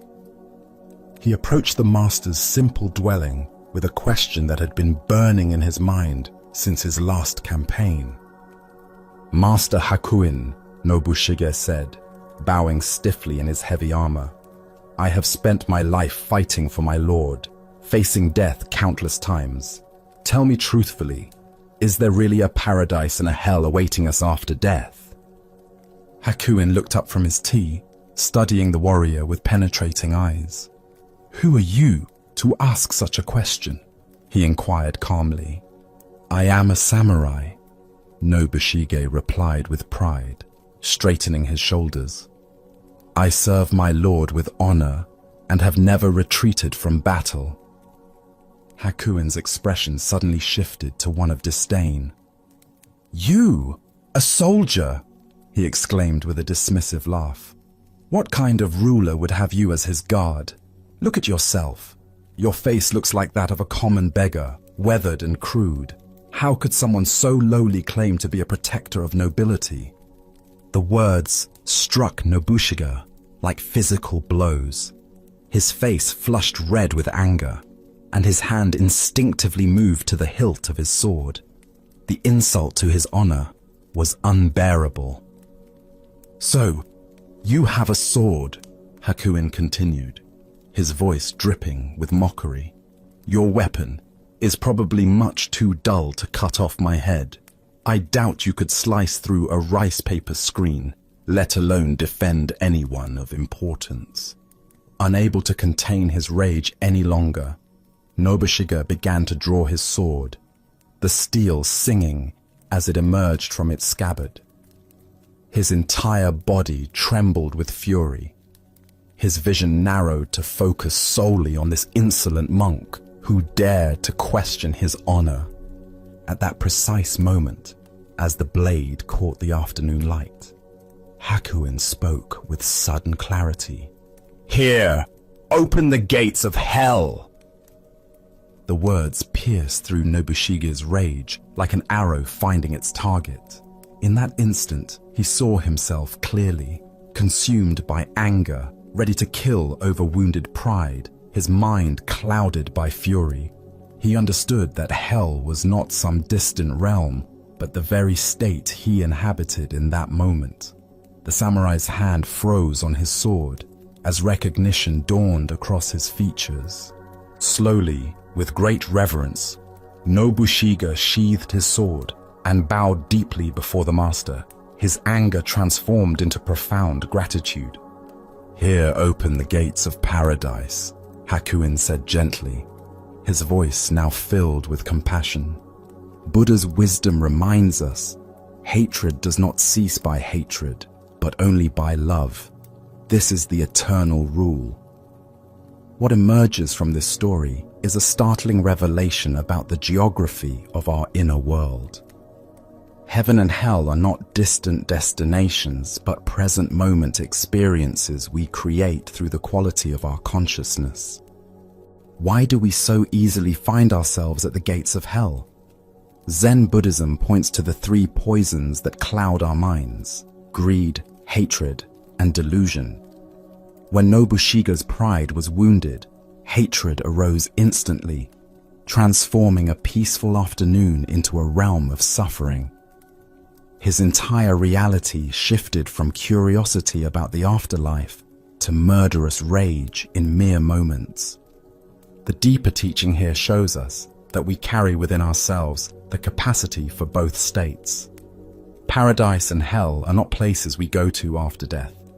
They are experiences we inhabit while living. Each moment offers us the choice between the hell of reactivity and the paradise of awareness. Consider how often throughout your day similar transformations occur. A critical email arrives, and suddenly your peaceful morning becomes a realm of anxiety and resentment. Someone cuts you off in traffic, and the spaciousness of your drive contracts into a tight knot of irritation. A thoughtless comment from a colleague, and your contentment dissolves into hurt feelings and defensive thoughts. In Zen practice, we cultivate the capacity to recognize these moments of transition. Like Nobushige drawing his sword, we learn to catch ourselves at the very moment we're about to enter hell through our reactions. This recognition itself becomes the key that opens the gates of paradise. Zen master Huangpo taught, "The foolish reject what they see, not what they think. The wise reject what they think, not what they see." When we're caught in reactivity, we're rejecting the present moment, the master's teaching, the opportunity for awakening in favor of our thoughts about how things should be. The Buddha said, "Better than 1,000 hollow words is one word that brings peace." Hakuin's apparent insults were not cruelty but compassion in disguise. By provoking Nobushige's anger so skillfully, he showed the warrior exactly what he needed to see. That hell is a state of mind we enter through our own choices. This teaching invites us to examine our own triggers. What words or situations instantly transport us to hell? Perhaps it's feeling unappreciated at work, being misunderstood by family, or facing unexpected challenges. Each of these experiences offers the same choice Nobushige faced. Will we draw our sword or recognize the teaching? Tonight, as you notice irritation arising in response to some frustration, can you remember Hakuin's lesson? Can you recognize the moment when you're about to enter hell through your reactions and instead choose the paradise of awareness? As the Buddha taught, what we think, we become. In each moment, we are either opening the gates of hell through unconscious reactivity or opening the gates of paradise through mindful presence. Let us now turn to a story about the relationship between outer circumstances and inner cultivation. This is the tale of the horse and the mind, in a remote mountain region where execution grounds served as sobering reminders of mortality. Zen master Bankai sought to test the depth of his spiritual realization. For several nights, he sat in meditation beneath a wooden crucifix, using the proximity of death to penetrate more deeply into the nature of existence. After completing this intense retreat, Bankai made his way to a nearby area where he could rest. He found a peaceful spot on an embankment surrounding a horse corral where he lay down to continue his contemplation under the open sky. As he rested there, absorbed in profound silence, a harsh sound shattered his peace. From within the corral came the violent sounds of a warrior brutally beating his horse. The animal's cries mixed with the sharp crack of a whip and angry shouts of a man losing control. Master Bankei observed this scene with growing concern. The warrior was clearly frustrated, taking out his inner turmoil on the innocent animal. Each blow seemed to make the horse more agitated, rather than more compliant, creating a vicious cycle of violence and resistance. Unable to remain silent, Bankei called out from his position. "Hey, what do you think you are doing?" The warrior, absorbed in rage, ignored the interruption and continued his harsh treatment. The beating intensified, and so did Bankai's concern for both the animal and the man degrading himself through such cruelty. "Hey!" Bankei called out again, his voice carrying the authority of someone who had spent years cultivating inner peace. "What do you think you are doing?" Still, the warrior continued, lost in frustration and anger. The horse became increasingly panicked, which only seemed to fuel the man's determination to force compliance through violence. This time, something in the master's tone penetrated the warrior's rage. The man stopped his beating, climbed down from his horse, and approached the embankment. As he drew closer, his expression changed. There was something about this stranger that commanded respect, a quality of presence that spoke of deep, inner development. "You were yelling at me," the warrior said, his voice still carrying traces of anger, but now mixed with curiosity. "Do you have something to tell me?" Bankei looked at the man with compassion, seeing not an enemy, but someone caught in the same cycles of frustration that trap us all. His response was simple yet profound. "Rather than beat your horse for being unruly, why not chastise yourself and train your own mind right?" The words hung in the air between them, like a bridge connecting two very different approaches to dealing with difficulty. The warrior had been trying to solve his problem through external force and control. Bankei was pointing to an entirely different possibility. As the Buddha observed, conquer anger with non-anger, conquer badness with goodness, conquer meanness with generosity, conquer dishonesty with truth. This teaching captures the essence of what Bankei offered the frustrated warrior. The recognition that our external struggles mirror our internal state. What emerges from this story is the profound insight that we cannot successfully force the world to conform to our expectations through aggression or control. The warrior's approach, beating the horse into submission, represents how we often try to manage difficult circumstances in our own lives. We become frustrated with external conditions and respond with force, criticism, or manipulation, never recognizing that the real work lies within. Why do we instinctively blame external circumstances for our frustration? Buddhist psychology explains that the untrained mind seeks to maintain its comfort by controlling its environment, rather than developing the flexibility to respond skillfully to whatever arises. This creates what Zen calls pushing the river, exhausting ourselves, trying to force reality to match our preferences. Consider how this pattern manifests in daily life. The computer that crashes during an important project becomes the target of our anger, when the real issue is our attachment to having technology work perfectly. The traffic jam that makes us late triggers road rage, when the actual problem is our expectation that travel should always be smooth. The family member who doesn't respond to our advice becomes the focus of our frustration, when the deeper issue is our need to control others' choices. In each case, we're like the warrior beating the horse, applying force to external circumstances while ignoring the internal conditions that create our suffering. The horse represents the uncontrollable aspects of life: other people's behavior, natural events, technological failures, and the inherent unpredictability of existence.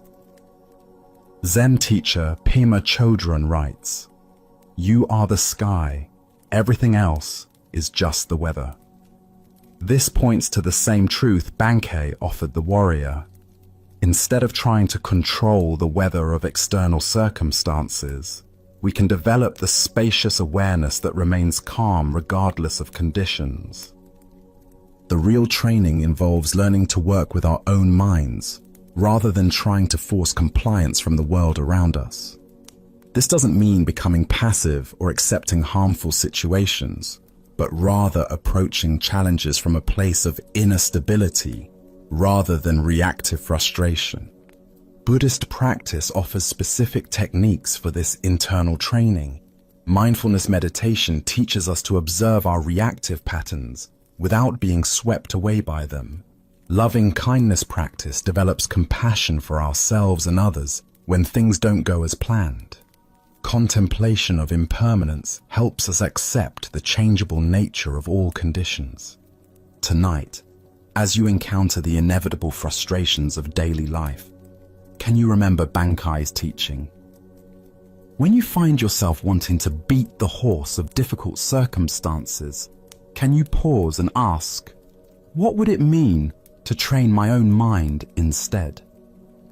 Buddha's wisdom teaches us, hatred is never appeased by hatred in this world. By non-hatred alone is hatred appeased.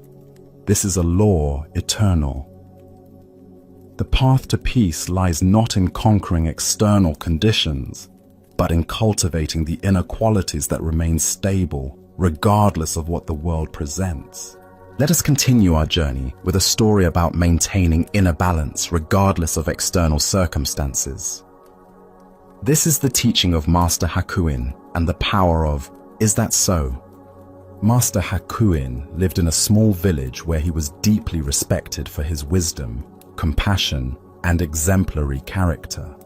For decades, he had maintained a reputation as a pure and enlightened teacher, someone who had transcended ordinary human weaknesses and embodied the highest spiritual ideals.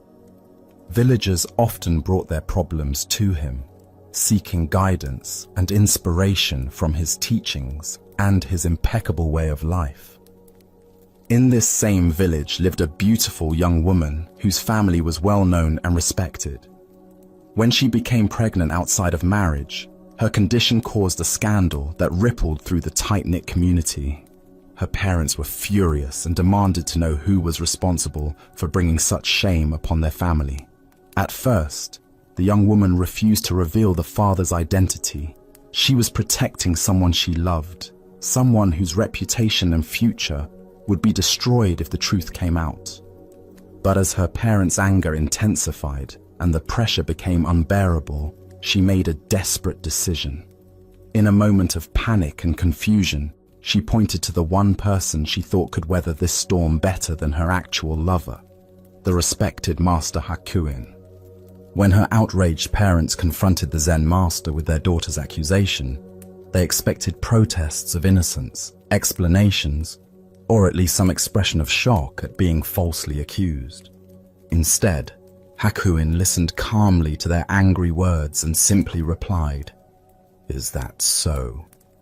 His response only seemed to confirm their worst suspicions. Surely an innocent man would defend himself more vigorously. The scandal exploded throughout the village. People who had revered Hakuin as a saint now whispered that he was a hypocrite who had been living a lie. His reputation was destroyed overnight, and former students abandoned him in disgust and disappointment. When the child was born, the parents brought the baby directly to Hakuin. "This is your responsibility now. they declared bitterly. "Since you are the father, you must take care of this child."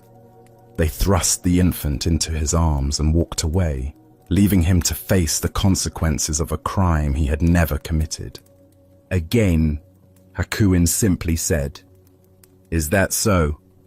and accepted the baby without protest or explanation.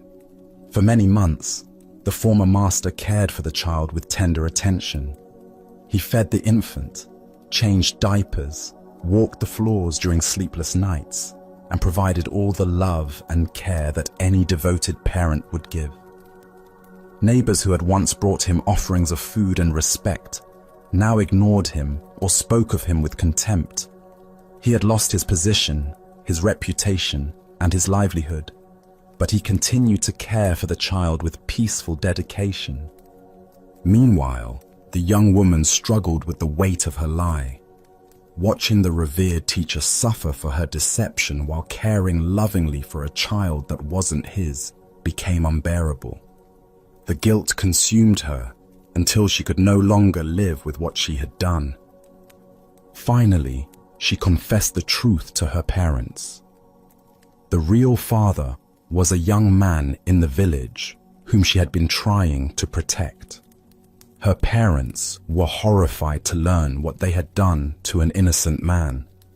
They rushed to Hakuin's simple dwelling with profuse apologies. "Master, we have wronged you terribly," they said, bowing deeply. "Our daughter has confessed that you are not the father. We know now that you have suffered unjustly for our mistake. Please forgive us and allow us to take the child back to its real family." Hakuin listened to their apologies with the same equanimity he had shown to their accusations.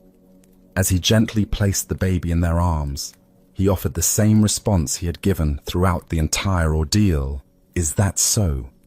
As Buddha's wisdom reminds us, hatred does not cease by hatred, but only by love. This is the eternal rule.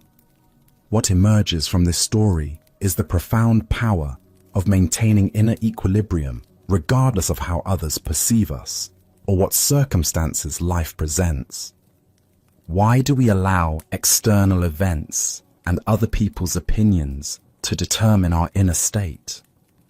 Zen Buddhism teaches that true freedom comes from developing an unshakable center that remains stable, whether we're being praised or blamed, honored or dishonored, treated fairly or unjustly.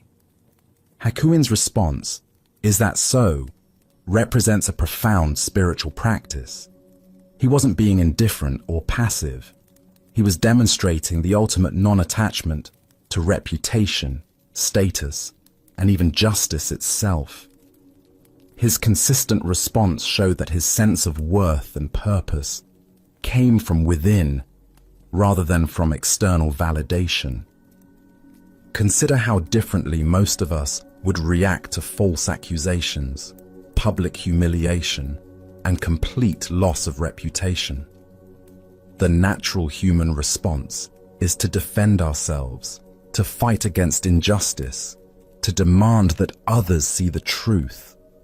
But Hakuin's approach reveals another possibility, meeting all circumstances with the same peaceful acceptance.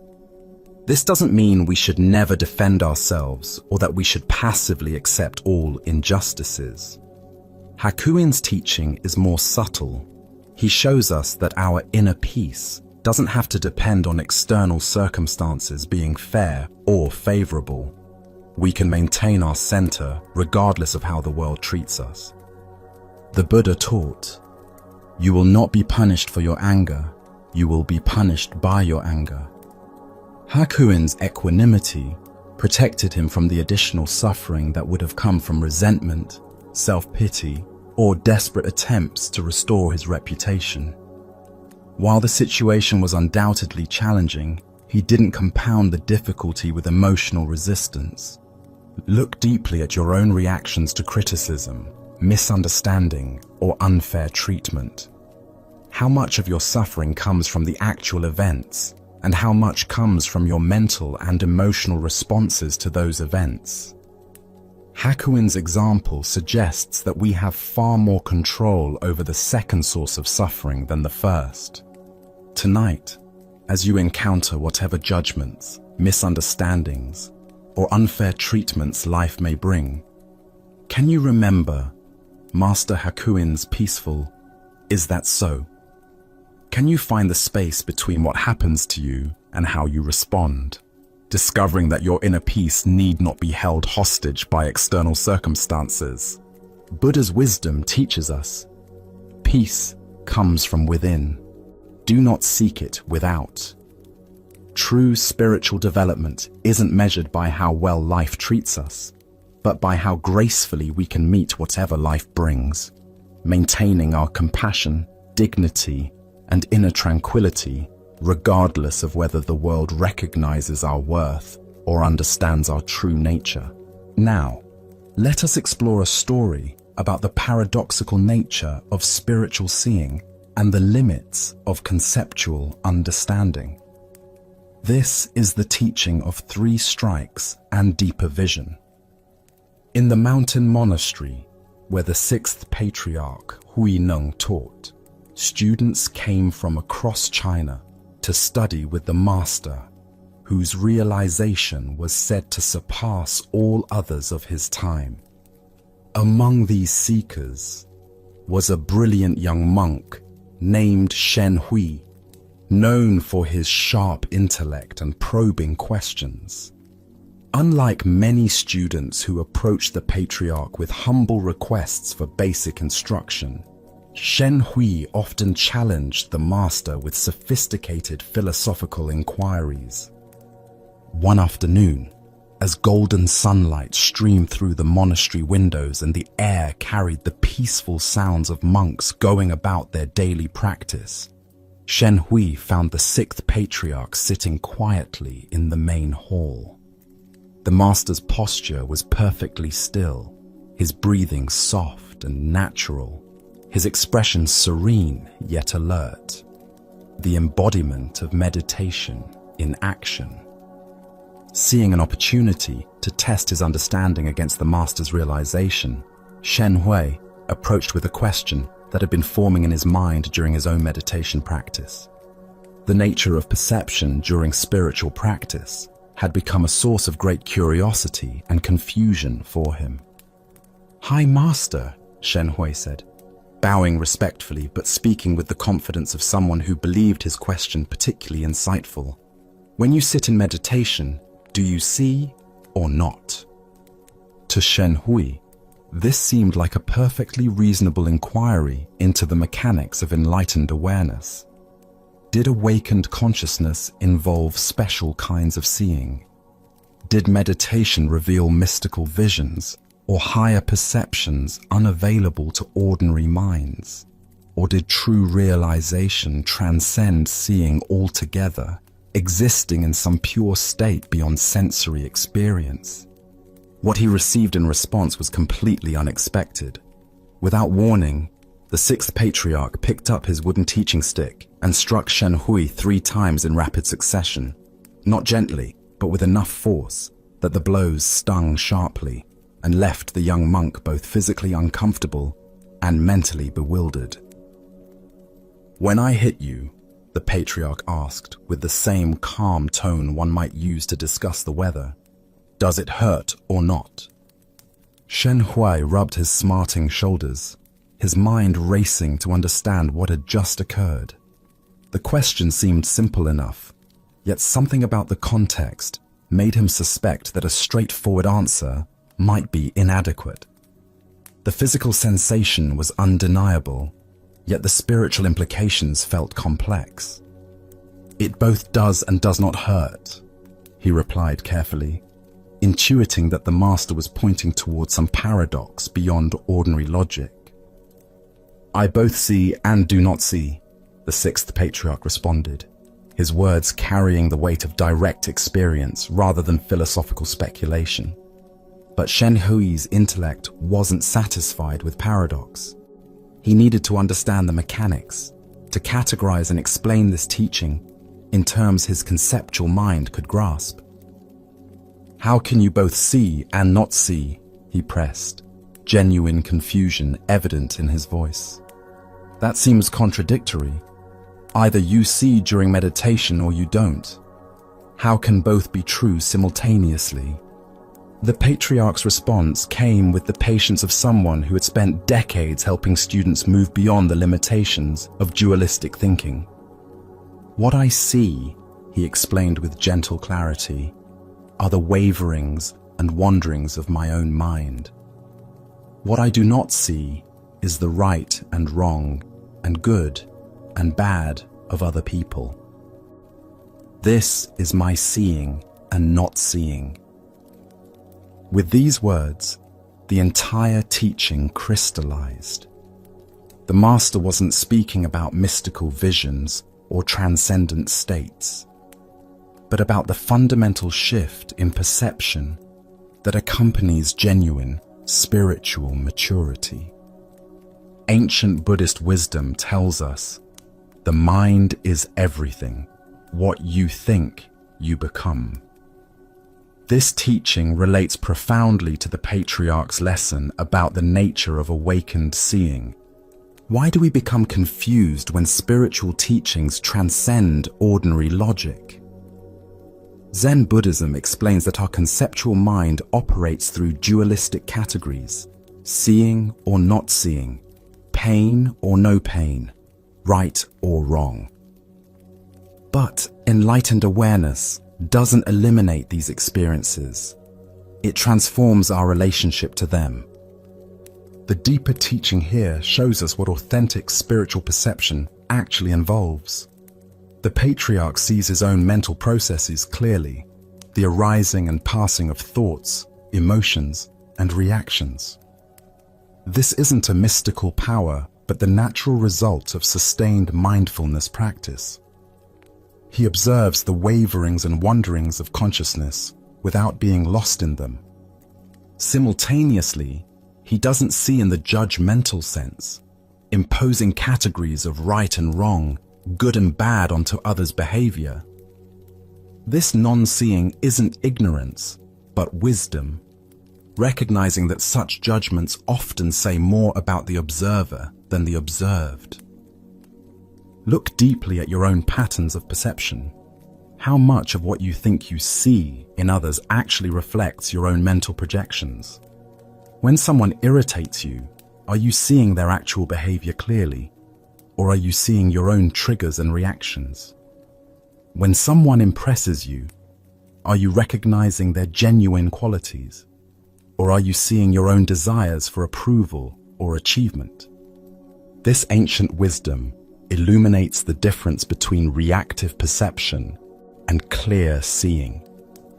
Reactive perception involves our past conditioning, our emotional needs, our judgmental habits. Clear seeing involves awareness that recognizes its own processes while remaining open to what's actually present. Zen Master Dogen taught, "To study the Buddha way is to study the self. To study the self is to forget the self." This teaching points to the same insight the patriarch offered. True seeing involves turning attention toward our own mental processes rather than fixating on external judgments and evaluations. The 3 strikes Shen Hui received weren't punishment, but skillful teaching.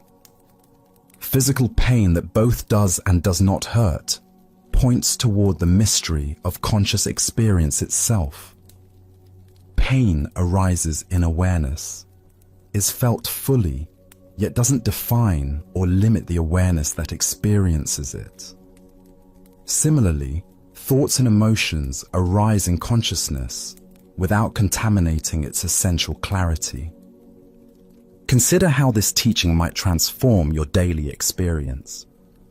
Instead of constantly evaluating others' behavior, finding fault, making comparisons, generating opinions, what if you turned that same attention toward observing your own mental reactions? What patterns would you discover in the wanderings and waverings of your own mind? This doesn't mean we become passive or lose our capacity for discernment. Rather, we develop the ability to respond from clarity rather than reactivity. When we see our own judgmental tendencies clearly, we naturally become less caught in them. When we observe our mental projections, we're less likely to mistake them for objective reality.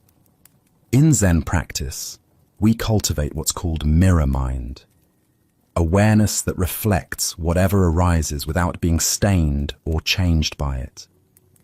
This mirror sees everything clearly while maintaining its essential emptiness and openness. Tonight, as you notice your mind categorizing and judging the experiences of your day, can you remember the patriarch's teaching?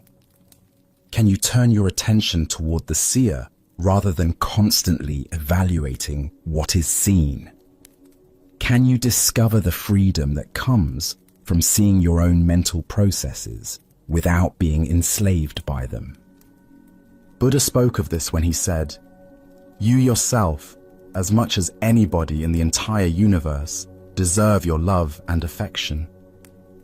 By learning to see our own mental patterns with compassion rather than judgment, we develop the clarity to see others with equal kindness and understanding. Let us continue on our journey with a story about discovering the source of true freedom. This is the tale of the student and the master's heart. In a peaceful monastery garden where cherry blossoms drifted like snow, a young student approached his teacher during evening meditation. The master sat beneath an ancient maple tree, twilight painting the sky in soft purples and golds. This student had been practicing earnestly for years, yet lately questions had been arising that reached deeper than formal instruction. Taking a seat beside his teacher, the student gathered courage to voice what had been troubling him. "Master," he began quietly, "when I was young, I had a deep desire for my family and loved ones to be proud of me. I wanted to excel in studies, to accomplish things that would make them beam with joy.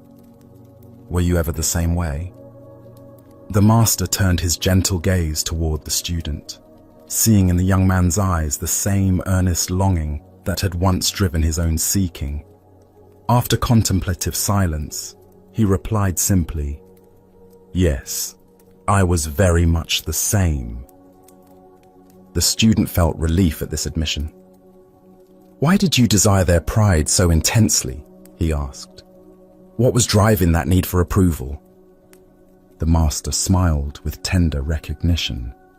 "I wanted them to feel they had more reason to love and accept me," he said thoughtfully. "If I could make them proud, surely their love would be secure and abundant. But the reason I desired this went even deeper." The student leaned closer, sensing they were approaching something essential. "I sought their love so desperately," the master continued, "because I, in turn, would feel I had sufficient reason to love and accept myself. I was seeking permission from others to feel good about who I was. Their approval would be evidence of my worthiness even to myself. That was what lay at the root of all my striving." The master paused, watching the first stars appear. "But then one day, I awakened to a revolutionary possibility. I realized I could ask myself a different question. What if I could bypass all external validation and simply learn to love and accept myself unconditionally? What if I didn't require anyone else's approval to feel genuinely good about my existence?" The student felt something shift in his chest as these words settled. "I imagined what it would be like if my happiness no longer depended on outer circumstances, on whether people approved or disapproved of my choices. What if my sense of worth could be as constant as my own heartbeat, independent of any external validation?" The student could feel his teacher's words pointing toward a freedom he had never considered. "And that realization began your quest for self-realization?" "Exactly," the master nodded.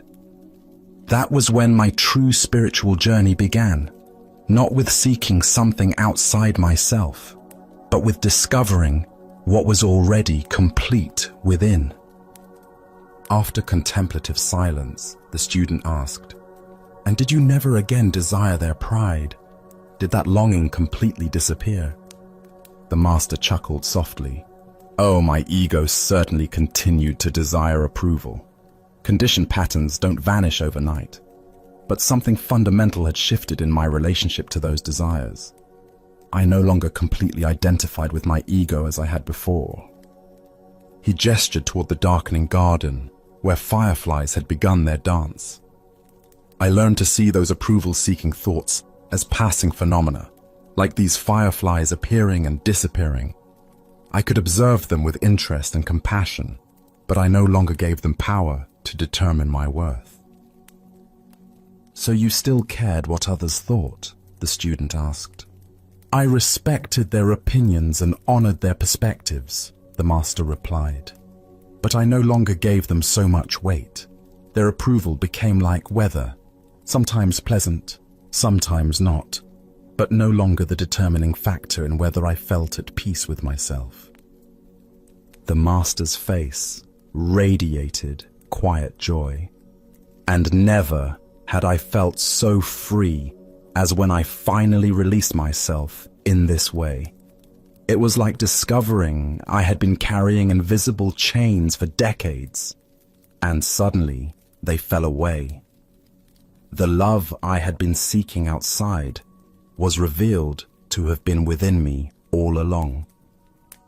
Buddha's wisdom reminds us, if you truly loved yourself, you would never hurt yourself with destructive thoughts, actions, or choices. This teaching points to the heart of the master's discovery.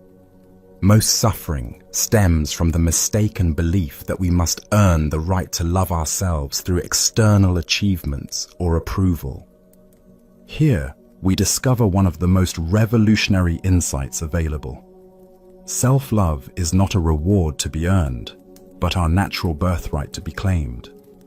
We are born complete and worthy, not because of what we accomplish, but simply because we exist.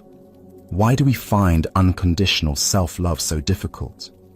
From childhood, we absorb messages suggesting love must be earned through good behavior, achievement, or pleasing others. We learn to treat ourselves the way we were treated, often with criticism and conditions. These patterns become so familiar that unconditional self-acceptance feels foreign. Our culture intensifies this conditioning by promoting the myth that happiness comes from external sources. Each message reinforces the delusion that we are incomplete as we are. Consider how much mental energy goes toward managing others' opinions. How often do you modify authentic expression to gain approval? How much self-worth depends on external feedback rather than internal recognition of inherent value? When we love ourselves unconditionally, we create a foundation of fulfillment that allows us to enjoy others' affection without depending on it. We can receive compliments with gratitude rather than desperate hunger, and handle criticism without devastation, because our core worth remains untouched. The Buddha said, "You can search throughout the entire universe for someone more deserving of your love and affection than you are yourself, and that person is not to be found anywhere. You, yourself, deserve your love and affection." This isn't narcissism. It's recognition of fundamental truth about consciousness itself. Tonight, as you rest in this moment's quiet, can you sense the presence that is reading these words? This awareness that knows your thoughts and witnesses your experiences is not improved or diminished by anything that happens. It remains constant and clear, like space itself. What would it be like to treat this aware presence with the tenderness it deserves? Perhaps you could offer yourself the same patience you'd give a beloved child learning, or the same compassion you'd feel for a friend in difficulties. As the Buddha taught, hatred is never appeased by hatred. By non-hatred alone is hatred appeased. Self-criticism is never healed by more self-criticism. Only by learning to love ourselves exactly as we are do we create inner conditions for authentic transformation. In discovering this unconditional love within, we find the freedom we sought through others' approval was always here, beating steadily in our own hearts. Let us continue our journey with a story about the transformative power of fearlessness and unconditional compassion. This is the tale of the thief and the Zen master. One quiet evening, as twilight painted the sky in shades of purple and gold, Zen master Shichiri Kojun sat in his simple home, reciting ancient sutras. His voice flowed rhythmically through the peaceful rooms, each word a meditation, each breath a prayer. The soft glow of candlelight danced across the walls as he immersed himself completely in the sacred texts, finding deep tranquility in the familiar verses. Suddenly, the serenity was shattered. The front door burst open with a violent crash, and a desperate man entered, brandishing a sharp sword that gleamed menacingly in the candlelight. His eyes were wild with desperation, his clothes dirty and torn, his breathing heavy from running. He had clearly chosen this isolated house because he believed it would be an easy target. A peaceful monk would offer no resistance. "Money or your life?" the thief demanded, his voice trembling with a mixture of fear and aggression. He expected the old man to cower, to plead, to scramble frantically for whatever valuables he might have hidden away. But Shichiri didn't even look up from his sutra book. His voice remained calm and steady as he continued reciting for a moment before pausing to address the intruder. "Please don't disturb my practice," he said, with the same gentle tone he might use to ask someone to close a door. "If you need money, help yourself. It's in that drawer over there." He gestured casually toward a simple wooden chest, then immediately returned to his recitation as if nothing unusual had occurred. The thief stood frozen, his sword still raised, completely bewildered. In all his years of stealing, he had never encountered such a reaction. No fear, no pleading, no anger, just matter-of-fact helpfulness, as if he were a neighbor who had stopped by to borrow something. Shaking his head in confusion, but proceeding with his business, the thief moved to the indicated drawer and began gathering the coins and small valuables he found there. The soft sound of the master's voice continued behind him, reciting sacred words as peacefully as if he were alone. Just as the thief was preparing to leave with his stolen goods, the master's voice called out again. "Wait," Shichiri said, finally looking up from his book. "Please don't take everything. I need some of that money to pay my taxes tomorrow. Leave a little for me, won't you?" The thief stared at him in amazement. Here was a man who was being robbed, calmly negotiating the terms of his own robbery, as if they were conducting normal business. Almost without thinking, the thief returned some of the money to the drawer. As he turned to leave, certain that this strange encounter was finally over, the master's voice stopped him once more. "You took my money," Shichiri called out, his tone carrying a note of reproach. "And you didn't even thank me. That's quite rude, don't you think?" This final comment left the thief completely speechless. His sword hand began to shake. Never in his most violent encounters had he been so thoroughly unnerved. Here was a man who treated robbery as if it were a favor, who was more concerned about politeness than personal safety.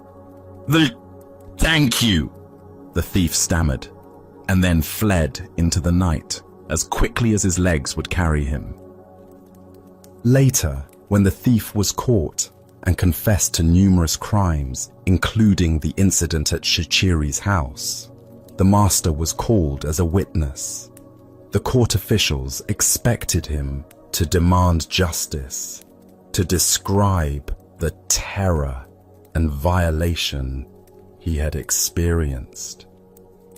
Instead, Shichiri spoke with the same calm clarity he had shown that evening. "This man did not steal anything from me," he testified. "I gave him the money freely. He even thanked me for it, though it took a little reminding." The thief, sitting in chains, felt something break open in his chest as he heard these words. This man had not only shown him extraordinary kindness in the moment of the crime, but was now protecting him from the consequences. For the first time in years, tears came to his eyes. Not tears of self-pity or anger, but tears of recognition. He had encountered something he had never experienced before: love without conditions. Upon his release from prison, the former thief sought out the master and begged to become his student. Under Shichiri's patient guidance, he learned to cultivate the same fearless compassion he had witnessed that night. Years later, through dedicated practice and the master's unwavering belief in his potential for transformation, he attained the deep peace and wisdom of enlightenment. As the Buddha observed, hatred does not cease by hatred, but only by love. This is the eternal rule. What emerges from this story is the revolutionary power of meeting violence with absolute peace, responding to taking with giving, and answering fear with love. Why do we instinctively believe that force must be met with force, that aggression requires defensive reaction? Zen Buddhism reveals that this pattern, while natural, often perpetuates the very conflicts it seeks to resolve. When we respond to hostility with hostility, we simply escalate the cycle of suffering. But when we respond with genuine compassion, not passive submission, but active love, we create space for transformation that wouldn't otherwise exist. Look deeply at your own experience. When someone approaches you with anger, criticism, or demand, what is your automatic response? Most of us immediately mobilize our defenses, preparing to protect ourselves through counterattack or withdrawal. But notice what happens in your body and mind during these defensive reactions. Does the tension decrease or increase? Does the conflict resolve or intensify? Shichiri's response demonstrates what Zen calls skillful means, acting from wisdom rather than reflex. His fearlessness didn't come from being unaware of danger, but from understanding something profound about the nature of reality. He recognized that the thief's aggression arose from desperation and suffering, not from inherent evil. By refusing to see him as an enemy, Shichiri created the possibility for the thief to see himself differently. In Zen practice, we cultivate what might be called the courage of defenselessness. This doesn't mean being naive about genuine danger or allowing ourselves to be harmed unnecessarily. Rather, it means developing the confidence to respond to difficult situations from our highest wisdom, rather than our most primitive instincts. The Buddha taught, in the end, just three things matter: how well we have lived, how well we have loved, how well we have learned to let go. Shichiri embodied all three in his encounter with the thief. He lived from complete presence, loved without conditions, and let go of any attachment to his possessions or even his personal safety. Consider the people in your life who challenge you, the difficult colleague, the critical family member, the aggressive driver in traffic? What would it mean to meet their energy with the same kind of fearless compassion Shichiri showed? Not by agreeing with them or submitting to their demands, but by refusing to match their level of reactivity, by staying connected to your own center of peace, regardless of their behavior. Tonight, as you encounter your own moments of tension or conflict, can you remember the master who treated a robber as an honored guest? Can you find the space between stimulus and response where choice lives, where you can decide to meet aggression with peace, taking with giving, fear with love? Buddha's wisdom reminds us, better than 1,000 hollow words is one word that brings peace. Sometimes the most powerful response to violence is simply to remain unshakable in our commitment to compassion, knowing that love has a transformative power that force can never match. Now, let us explore a Zen story about the irreplaceable nature of direct spiritual transmission. This is the tale of Bankei and the messenger. In the bustling capital city, where merchants haggled in crowded marketplaces and scholars debated in tea houses, the renowned Zen master Bankei had completed another period of teaching at one of the great temples. Known throughout the region for his profound insight and ability to point students directly toward their Buddha nature, Bankei maintained a simple practice of traveling between temples, offering instruction wherever sincere students gathered. As the master prepared to depart for his next destination, carefully folding his few possessions into a traveling bundle, a well-dressed gentleman approached him with urgent politeness. The man's fine silk robes and careful manner suggested someone accustomed to moving in aristocratic circles, likely a retainer or aide to one of the noble families that supported the temple. "Venerable master," the gentleman said, bowing deeply, "I come with a request from the Baron, a man of great learning and sincere interest in your teachings. He has heard of your wisdom and wishes desperately to meet with you personally, but urgent matters have detained him today. Would you consider postponing your departure by 1 day so that he might have the honor of studying with you tomorrow?" Bankei, despite his eagerness to reach the next temple where students awaited him, recognized the genuine need in the request. The path of a teacher required flexibility and compassion, even when inconvenient.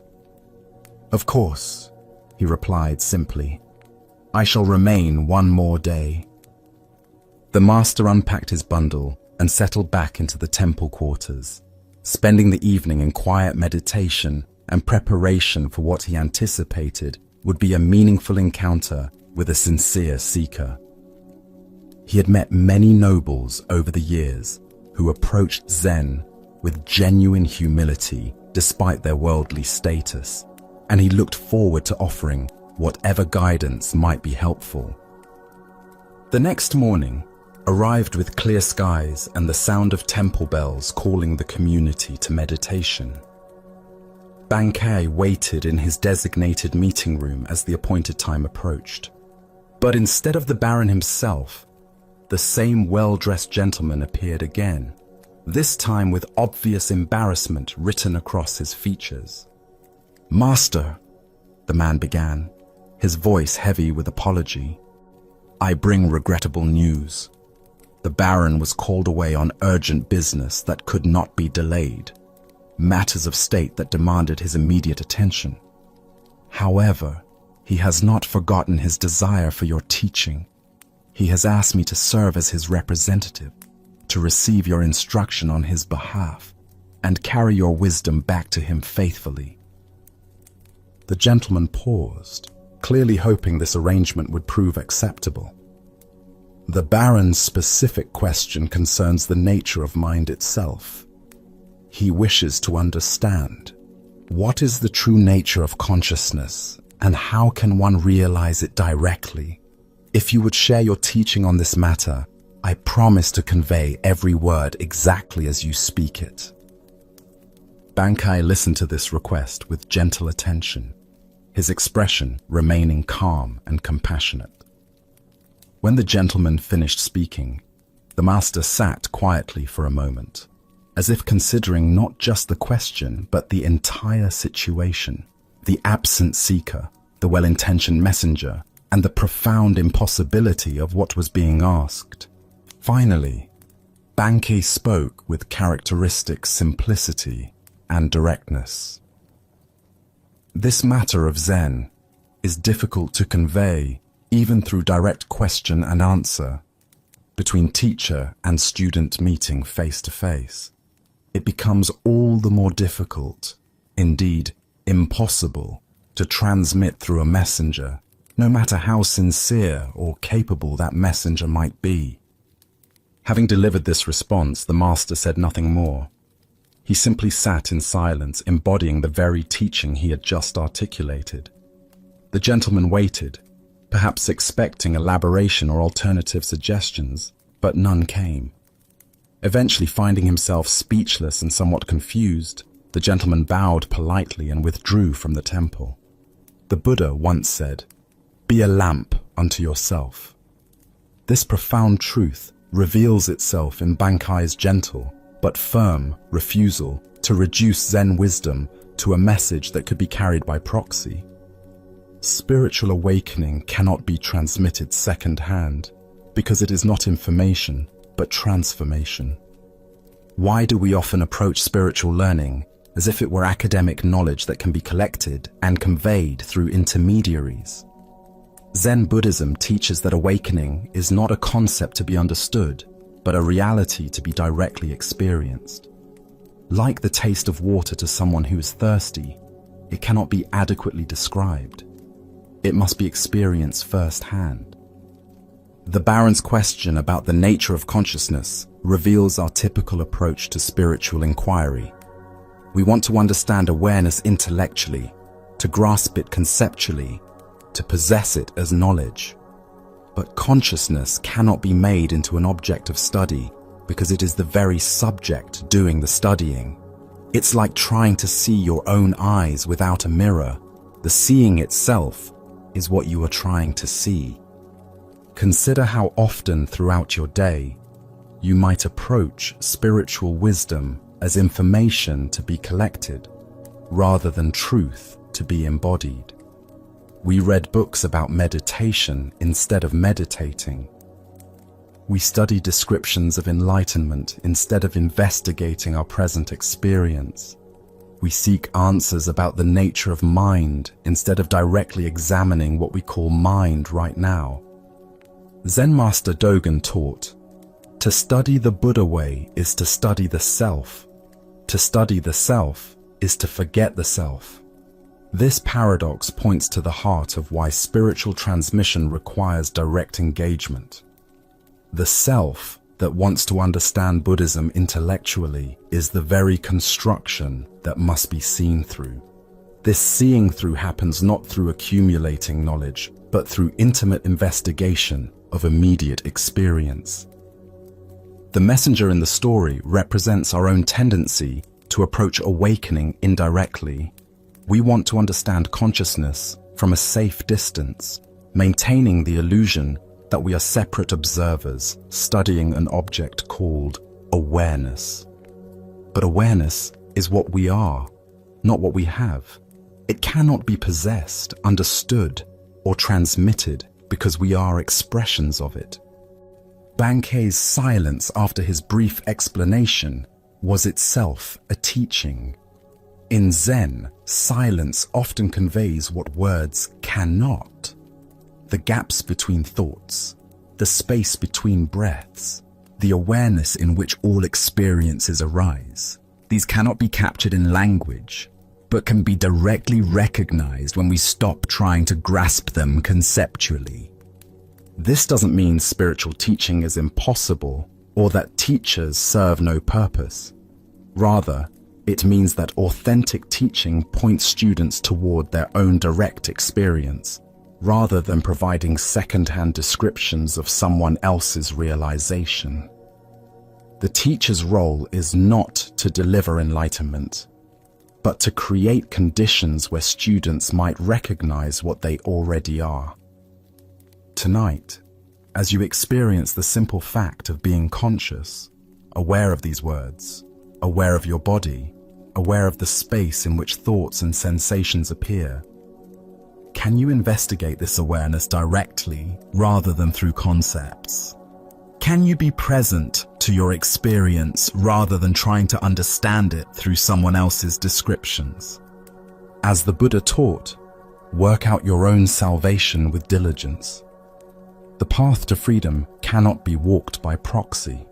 It requires your own feet, your own breath, your own willingness to look directly at what you have always been but perhaps never clearly seen. Let us now turn to a tale of a young monk who believed he had failed in his spiritual journey. This is the story of the Golden Wake. At a peaceful monastery overlooking a serene mountain lake, a young student sat dejected on the temple steps as the sun began its descent toward the water. His shoulders sagged with the weight of disappointment, and his eyes reflected the heaviness in his heart. For months, he had struggled with his studies, unable to grasp the profound teachings that seemed to come so naturally to his fellow monks. "The boat is coming to take me home because I have failed in my studies here at the monastery," he said to his teacher, who had quietly approached and sat beside him. "What can I say to my family? They sent me here with such hope, believing I would return as a learned monk who could guide others on the path." The old teacher gazed out at the lake, where a small wooden boat was making its way slowly across the still water. The setting sun painted everything in shades of gold and amber. "Say that you did your best, and that is as much as anyone can do," he answered gently, his voice carrying the wisdom of many years. "But I wanted to be a famous monk and teach others," the boy replied, his voice thick with disappointment. "I dreamed of leading meditation sessions, of having students seek my guidance, of making a real difference in the world." "You can," the teacher said simply. "How?" asked the sad boy, looking at his teacher with confusion. "I couldn't even memorize the basic sutras. I fell asleep during meditation. I failed at everything that matters." The teacher smiled and pointed toward the water. "Live from your heart. I will show you. Do you see that boat making its way across the lake with the sun setting behind it?" "Yes," the boy replied, following his teacher's gaze. "Do you see its wake spreading across the lake? See how the boat looks like the apex of a golden triangle as the wake fans out from its bow?" The boy squinted, trying to see what his teacher described. "Sort of." "Squint," said the teacher patiently. "That boat is you as you leave the monastery. The lake is your life. The wake is the effect that you will have on the world. Each ripple triggers another ripple, which triggers another. By constantly striving to live as wise and loving a life as you can teach the path of love to everyone you meet simply by being yourself. A few of these people will pass on your good example to others. Thus, the expanding golden wake of good works begets other good works. Most important, notice how each ripple catches the sun and bounces its light back to heaven." The boy watched in wonder as the simple boat continued its journey, the wake indeed forming an ever-widening triangle of light upon the water. Each small wave caught the golden sunlight and reflected it back toward the sky in countless sparkling points. "Would you come home with me and explain all of this to my father?" asked the boy, hope beginning to kindle in his voice. Buddha's wisdom reminds us, a candle loses nothing by lighting another candle. The deeper teaching here shows us that influence spreads not through grand gestures or perfect knowledge, but through the simple authenticity of a heart committed to goodness.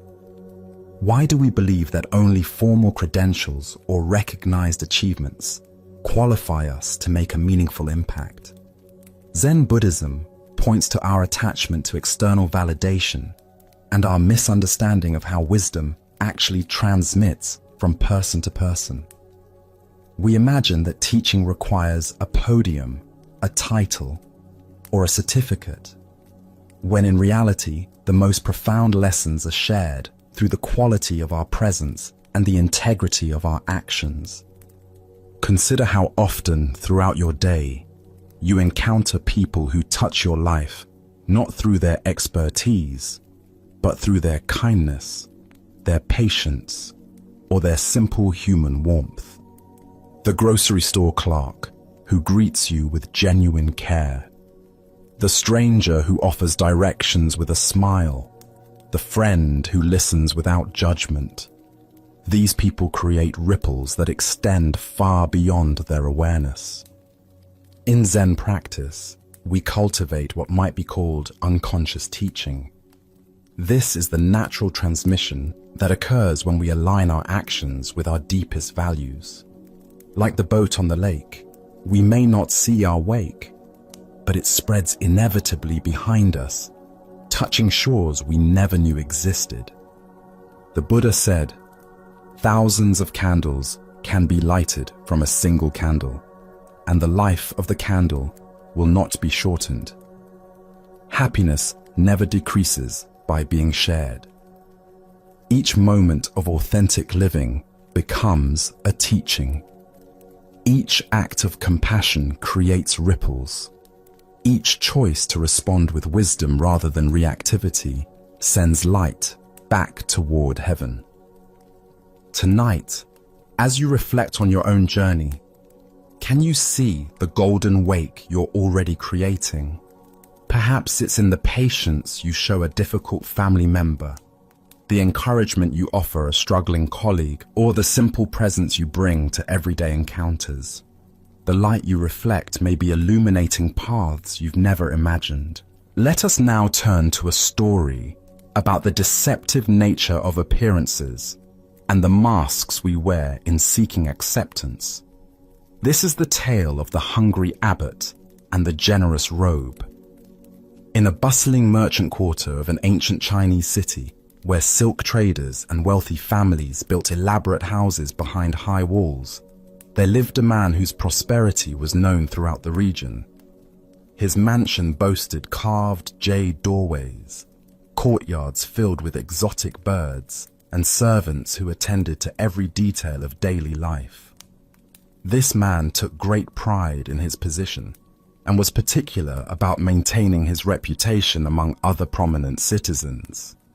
One morning, as autumn rain fell steadily on the cobblestone streets, a figure approached his ornate front gate. The visitor was a Zen abbot from a mountain monastery, but he appeared as nothing more than a beggar. His simple brown robes were patched and worn thin from years of use. His sandals were cracked and muddy from walking mountain paths, and his wooden begging bowl showed the stains and scratches of countless meals received in charity. The abbot stood quietly at the gate, rain dripping from his shaved head, and waited with the patient dignity that comes from years of spiritual practice. When the gatekeeper finally noticed him, the man's expression immediately showed disdain. "What do you want, beggar?" the gatekeeper asked harshly, not bothering to bow or show any respect. "This is the house of an important man. We have no scraps for wanderers." "I am traveling and seeking alms," the abbot replied gently. "Perhaps your master would offer a simple meal to a monk." The gatekeeper looked him up and down with obvious contempt. These ragged clothes, this worn appearance. Clearly this was just another vagrant trying to take advantage of his master's household. "Be gone," he commanded. "My master does not waste food on beggars. Seek your charity elsewhere." The abbot accepted this rejection without anger or argument. He simply bowed, turned, and walked back into the rain, his empty bowl tucked beneath his arm. Several hours later, as the afternoon sun broke through the clouds, the same figure returned to the same gate. But now everything had changed. The abbot wore his formal ceremonial robes, rich golden silk embroidered with intricate patterns, a magnificent purple sash across his shoulders, and prayer beads carved from precious wood. His bearing remained humble, but his appearance now spoke unmistakably of high spiritual rank and monastery wealth. This time, when the gatekeeper saw him approaching, his entire demeanor transformed. "Welcome, honored master," he exclaimed, bowing deeply. Please enter. My master will be so pleased to receive such a distinguished visitor." The rich man himself hurried out to greet the abbot personally, offering elaborate bows and flowery words of welcome. "Venerable sir, what an honor for our humble household. You must join us for our finest meal. Please allow us to serve you." They ushered the abbot into their most elegant dining room, where servants quickly prepared a sumptuous feast. Delicate fish, perfectly seasoned vegetables, fragrant rice, and sweet desserts filled the low table. The rich man sat opposite the abbot, beaming with pride at his ability to host such an important religious figure. As the first course was served, the abbot did something completely unexpected. Instead of eating, he carefully removed his beautiful ceremonial robe and folded it with great attention. Then, with deliberate precision, he placed the folded robe directly in front of the feast, as if it were the honored guest. Standing up with quiet dignity, the abbot spoke clearly so all present could hear. "This meal is not for me, it is for the robe." Without another word, he walked out of the house, leaving behind both the magnificent feast and the rich man's stunned realization of his own superficial judgment. Buddha's wisdom reminds us, judge not by appearances, a rich heart may be under a poor coat. Here we discover how our fixation on external appearances creates barriers to genuine human connection and spiritual understanding. Why do we judge others so quickly based on their clothing, status symbols, or outward presentation? Zen Buddhism points to our conditioned mind's habit of creating categories and hierarchies based on surface appearances. This mental shortcut allows us to feel we understand people without the more challenging work of seeing their true nature. The rich man's household represents a pattern we all recognize in ourselves. How differently do we treat the well-dressed stranger versus the poorly dressed one? How does our attention change when someone mentions their impressive job title versus their humble occupation? How does our respect shift when we learn someone's wealth or poverty? This ancient wisdom illuminates our tendency to project worth onto external symbols, rather than recognizing the inherent dignity of every person. The abbot remained exactly the same person in both encounters. His wisdom, compassion, and spiritual realization unchanged by his clothing. Yet the household's treatment of him transformed completely, based solely on appearances. Look deeply at your own patterns of judgment. Perhaps you find yourself making assumptions about people in expensive cars versus old vehicles, designer clothes versus thrift store finds, prestigious addresses versus modest neighborhoods. Each of these judgments reveals how we've been conditioned to equate external appearance with internal worth. The story points us toward a fundamental question about authenticity. If we receive a different treatment based on our presentation, Which version of ourselves is real? Are we the person in casual clothes running errands, or the person dressed professionally for important meetings? Are we the one seeking help, or the one offering it? In Zen practice, we cultivate what's called original face, the authentic self that exists beneath all roles, costumes, and presentations. This original face doesn't change whether we're wearing rags or ceremonial robes, whether others treat us with respect or dismissal. Zen Master Bankei taught, "Your original face is not born and does not die." This teaching invites us to recognize that our essential nature, our capacity for awareness, love, and wisdom remains constant, regardless of how others perceive us or how we present ourselves to the world. The abbot's teaching was not just for the rich man, but for all of us who might witness his story. By feeding the robe instead of himself, he revealed how often we relate to people's personas rather than their essence. We honor the title, the clothing, the symbols of status, while missing the actual human being present before us. Consider how this insight might transform your daily interactions. The server at your restaurant, the clerk at the store, the person asking for directions. Each carries the same essential dignity as the most honored guest. The challenge is seeing past the uniforms, the circumstances, the social roles, to the original face beneath. This doesn't mean we ignore practical realities or social conventions, but that we hold them more lightly. We can acknowledge someone's professional role while remembering their fundamental humanity. We can dress appropriately for occasions while knowing our worth doesn't depend on our wardrobe.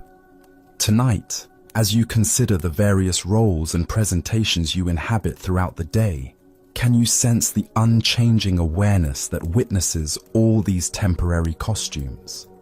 Can you feel the original face that remains constant, whether others see you as important or invisible? The Buddha said, "Better than 1,000 hollow words is one word that brings peace." The abbot's silent gesture spoke more powerfully than lengthy sermons about equality and compassion. By walking away from the feast, prepared for his appearance rather than his essence, he offered a teaching that continues to resonate across centuries.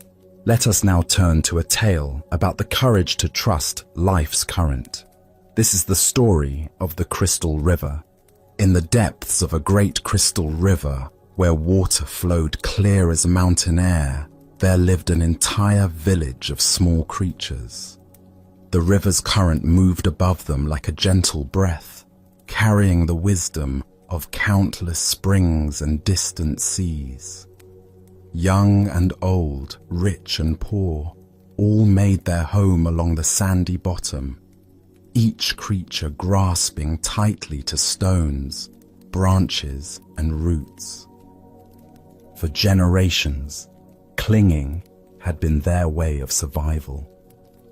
Every creature learned from birth to wrap their appendages around river rocks and fallen wood.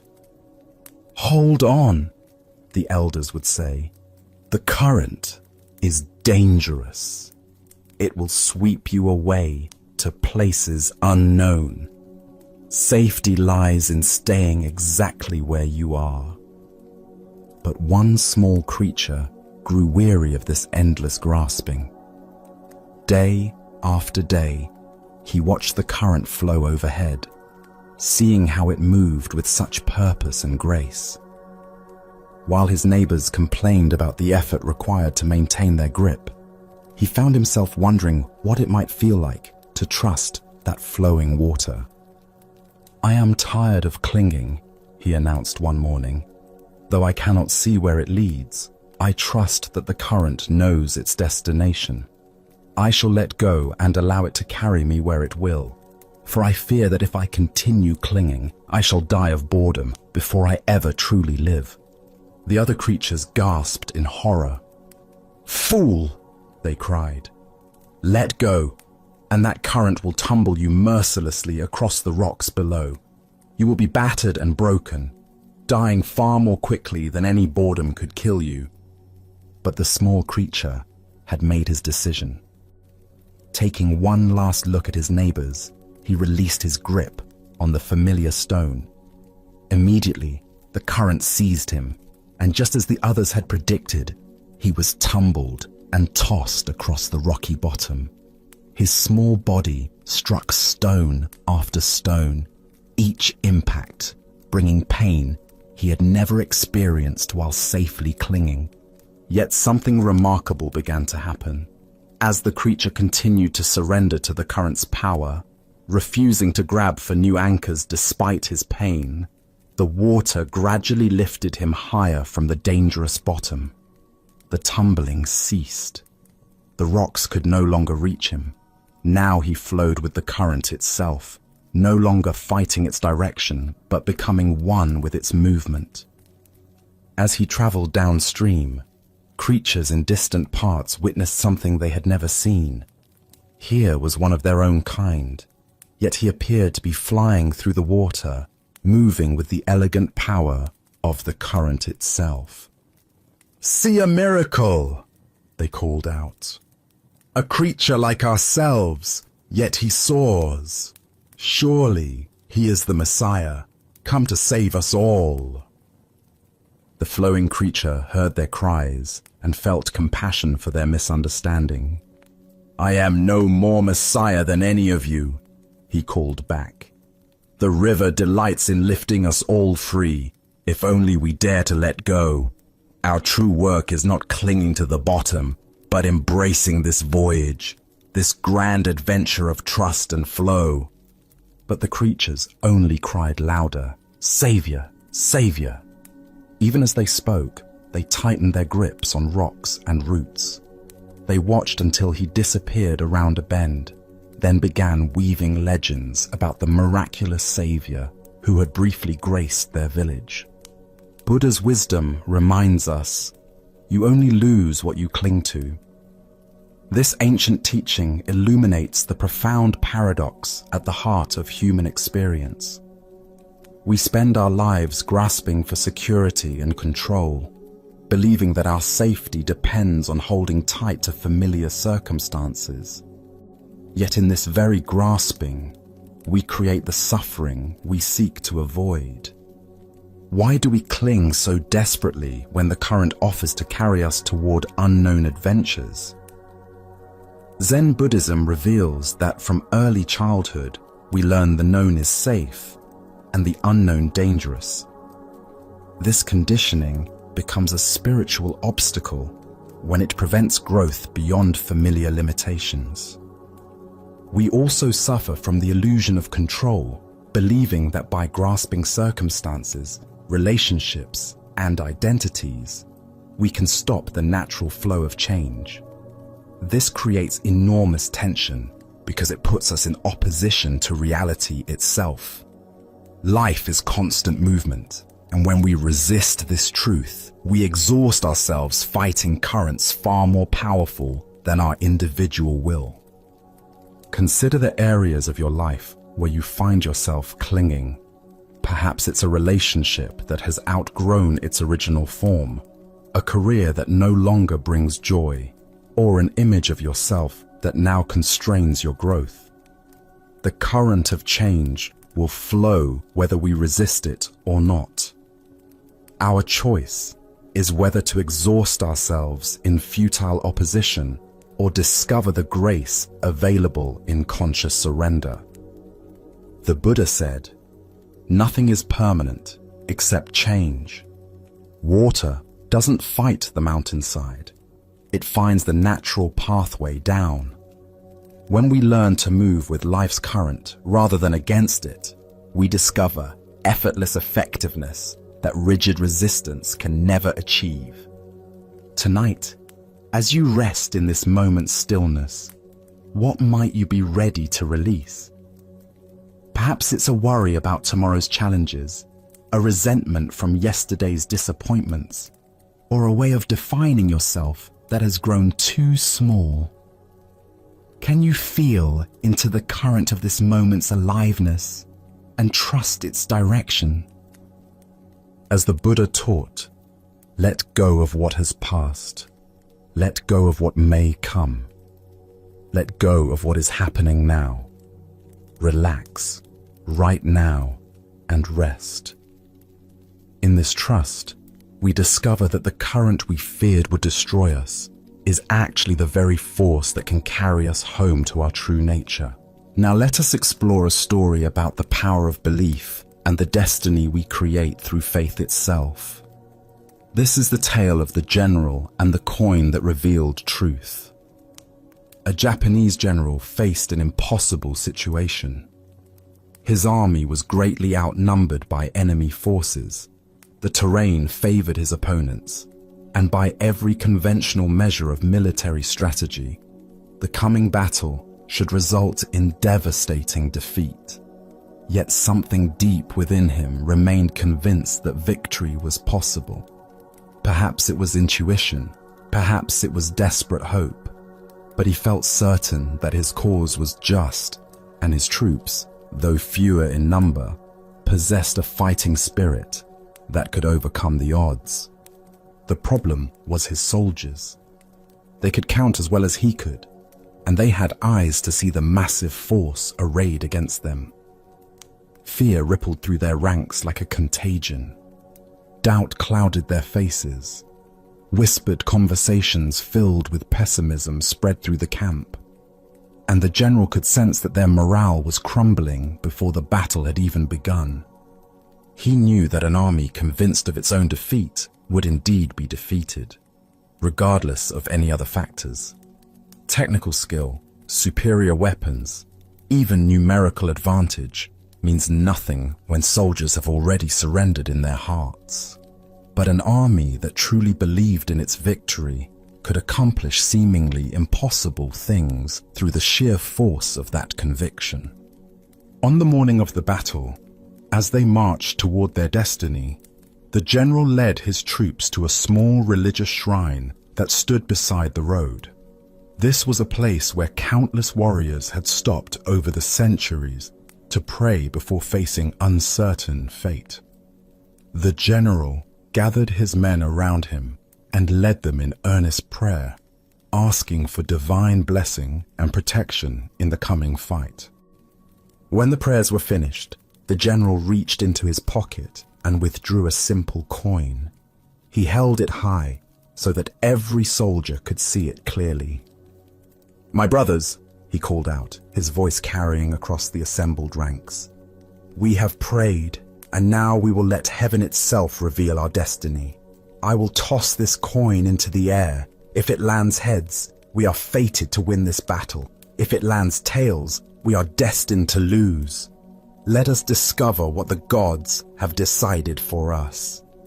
The soldiers pressed closer, their breathing shallow with anticipation. Everything seemed to depend on this single moment, this one flip of metal spinning through the morning air. The general tossed the coin high, and every eye followed its arc as it rose, hung suspended for an instant against the sky, then fell back, down to earth. The coin landed and lay still in the dust. It was heads. A cheer erupted from the troops that could probably be heard for miles. Soldiers who had been grim and fearful moments before now laughed with joy and embraced each other with renewed confidence. The gods had spoken. Victory was assured. Their cause was blessed by heaven itself. Filled with this divine confidence, the soldiers attacked their enemies with such fierce determination and coordinated power that they achieved exactly what the coin had predicted. Against all odds, they won a decisive victory, routing forces much larger than their own and securing a triumph that would be remembered for generations. After the battle, as the general walked among his celebrating troops, his lieutenant approached him with wonder in his eyes. "General," the lieutenant said, "what an incredible thing. The coin revealed our true destiny, just as you said it would. Surely no human power can change what heaven has decreed. You are absolutely right, the general replied with a knowing smile. He reached into his pocket and withdrew the coin, holding it so his lieutenant could examine it closely. No one can change destiny. The lieutenant looked at the coin and gasped. Both sides showed heads. The Buddha once said, "All that we are is the result of what we have thought. The mind is everything. What we think, we become." Here we discover the profound truth that destiny is not something that happens to us, but something we create through the power of our own beliefs and expectations. Why do we so readily assume that fate is beyond our influence, when our own minds play such a crucial role in shaping what unfolds? Zen Buddhism teaches that while we cannot control all external circumstances, we have tremendous power over the internal conditions that determine how we respond to whatever arises. The general understood something profound about human psychology and the nature of reality itself. He knew that his soldiers' belief in victory was more important than their numerical disadvantage. He recognized that confidence, determination, and fighting spirit could overcome superior numbers when those qualities were genuinely present. But here's the deeper teaching. The general didn't simply manipulate his troops through deception.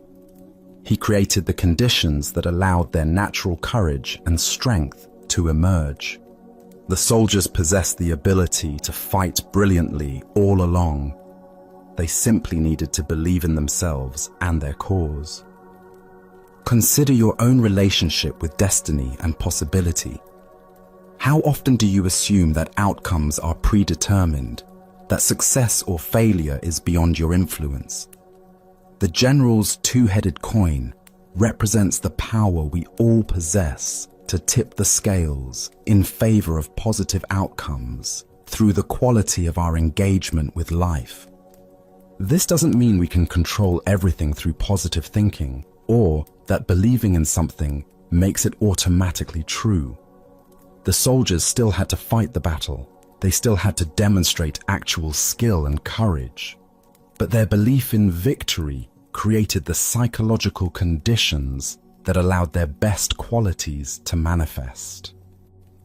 In Zen practice, we learn to work skillfully with both effort and surrender, both intention and acceptance.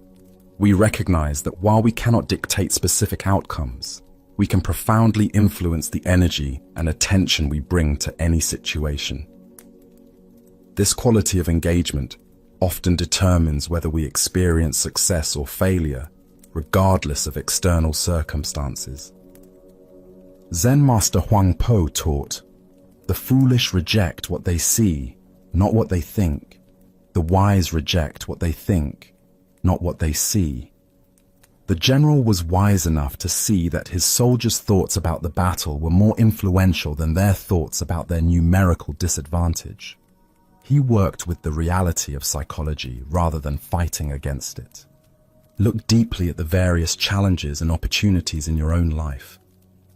Where might you be carrying a tails mentality, assuming defeat before you fully engaged, focusing on obstacles rather than possibilities, letting fear determine your level of effort?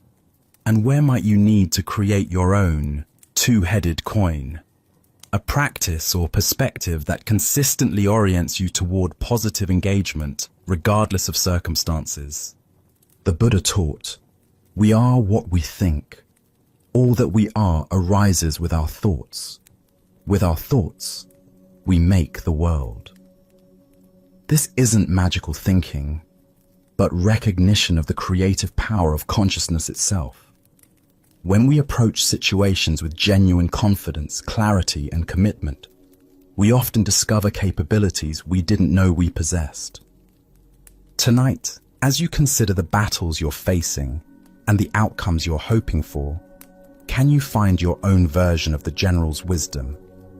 Can you create internal conditions that support your highest possibilities rather than your deepest fears? Can you recognize that while you cannot control destiny, you have profound influence over the beliefs and attitudes that shape how destiny unfolds through you? Buddha's wisdom reminds us, thousands of candles can be lighted from a single candle, and the life of the candle will not be shortened. Happiness never decreases by being shared. The general's confidence lit the flame of belief in every soldier's heart. Sometimes the most powerful thing we can do is create the conditions that allow others and ourselves to discover the strength that was there all along. As our time together draws to a quiet close, take a moment to notice the stillness that has found you. Can you feel how this deep calm is not something you had to build or acquire, but rather something you've simply allowed to surface? This tranquility you feel is your own inherent nature, a quiet reservoir that is always there, waiting just beneath the surface of your thoughts. The Buddha once offered this gentle guidance. In the end, only three things matter: how much you loved, how gently you lived, and how gracefully you let go of things not meant for you. Reflect on this wisdom now. Each story we explored tonight was a quiet lesson in the art of letting go, releasing the grip of yesterday's regrets, tomorrow's anxieties, and the mind's endless chatter. This understanding has now been planted within you, a seed of awareness that will continue to grow long after these words have faded. This isn't about achieving a perfect state of mind, but about developing a new relationship with your own experience. Even if thoughts return, even if the world feels loud again tomorrow, remember the feeling you have right now.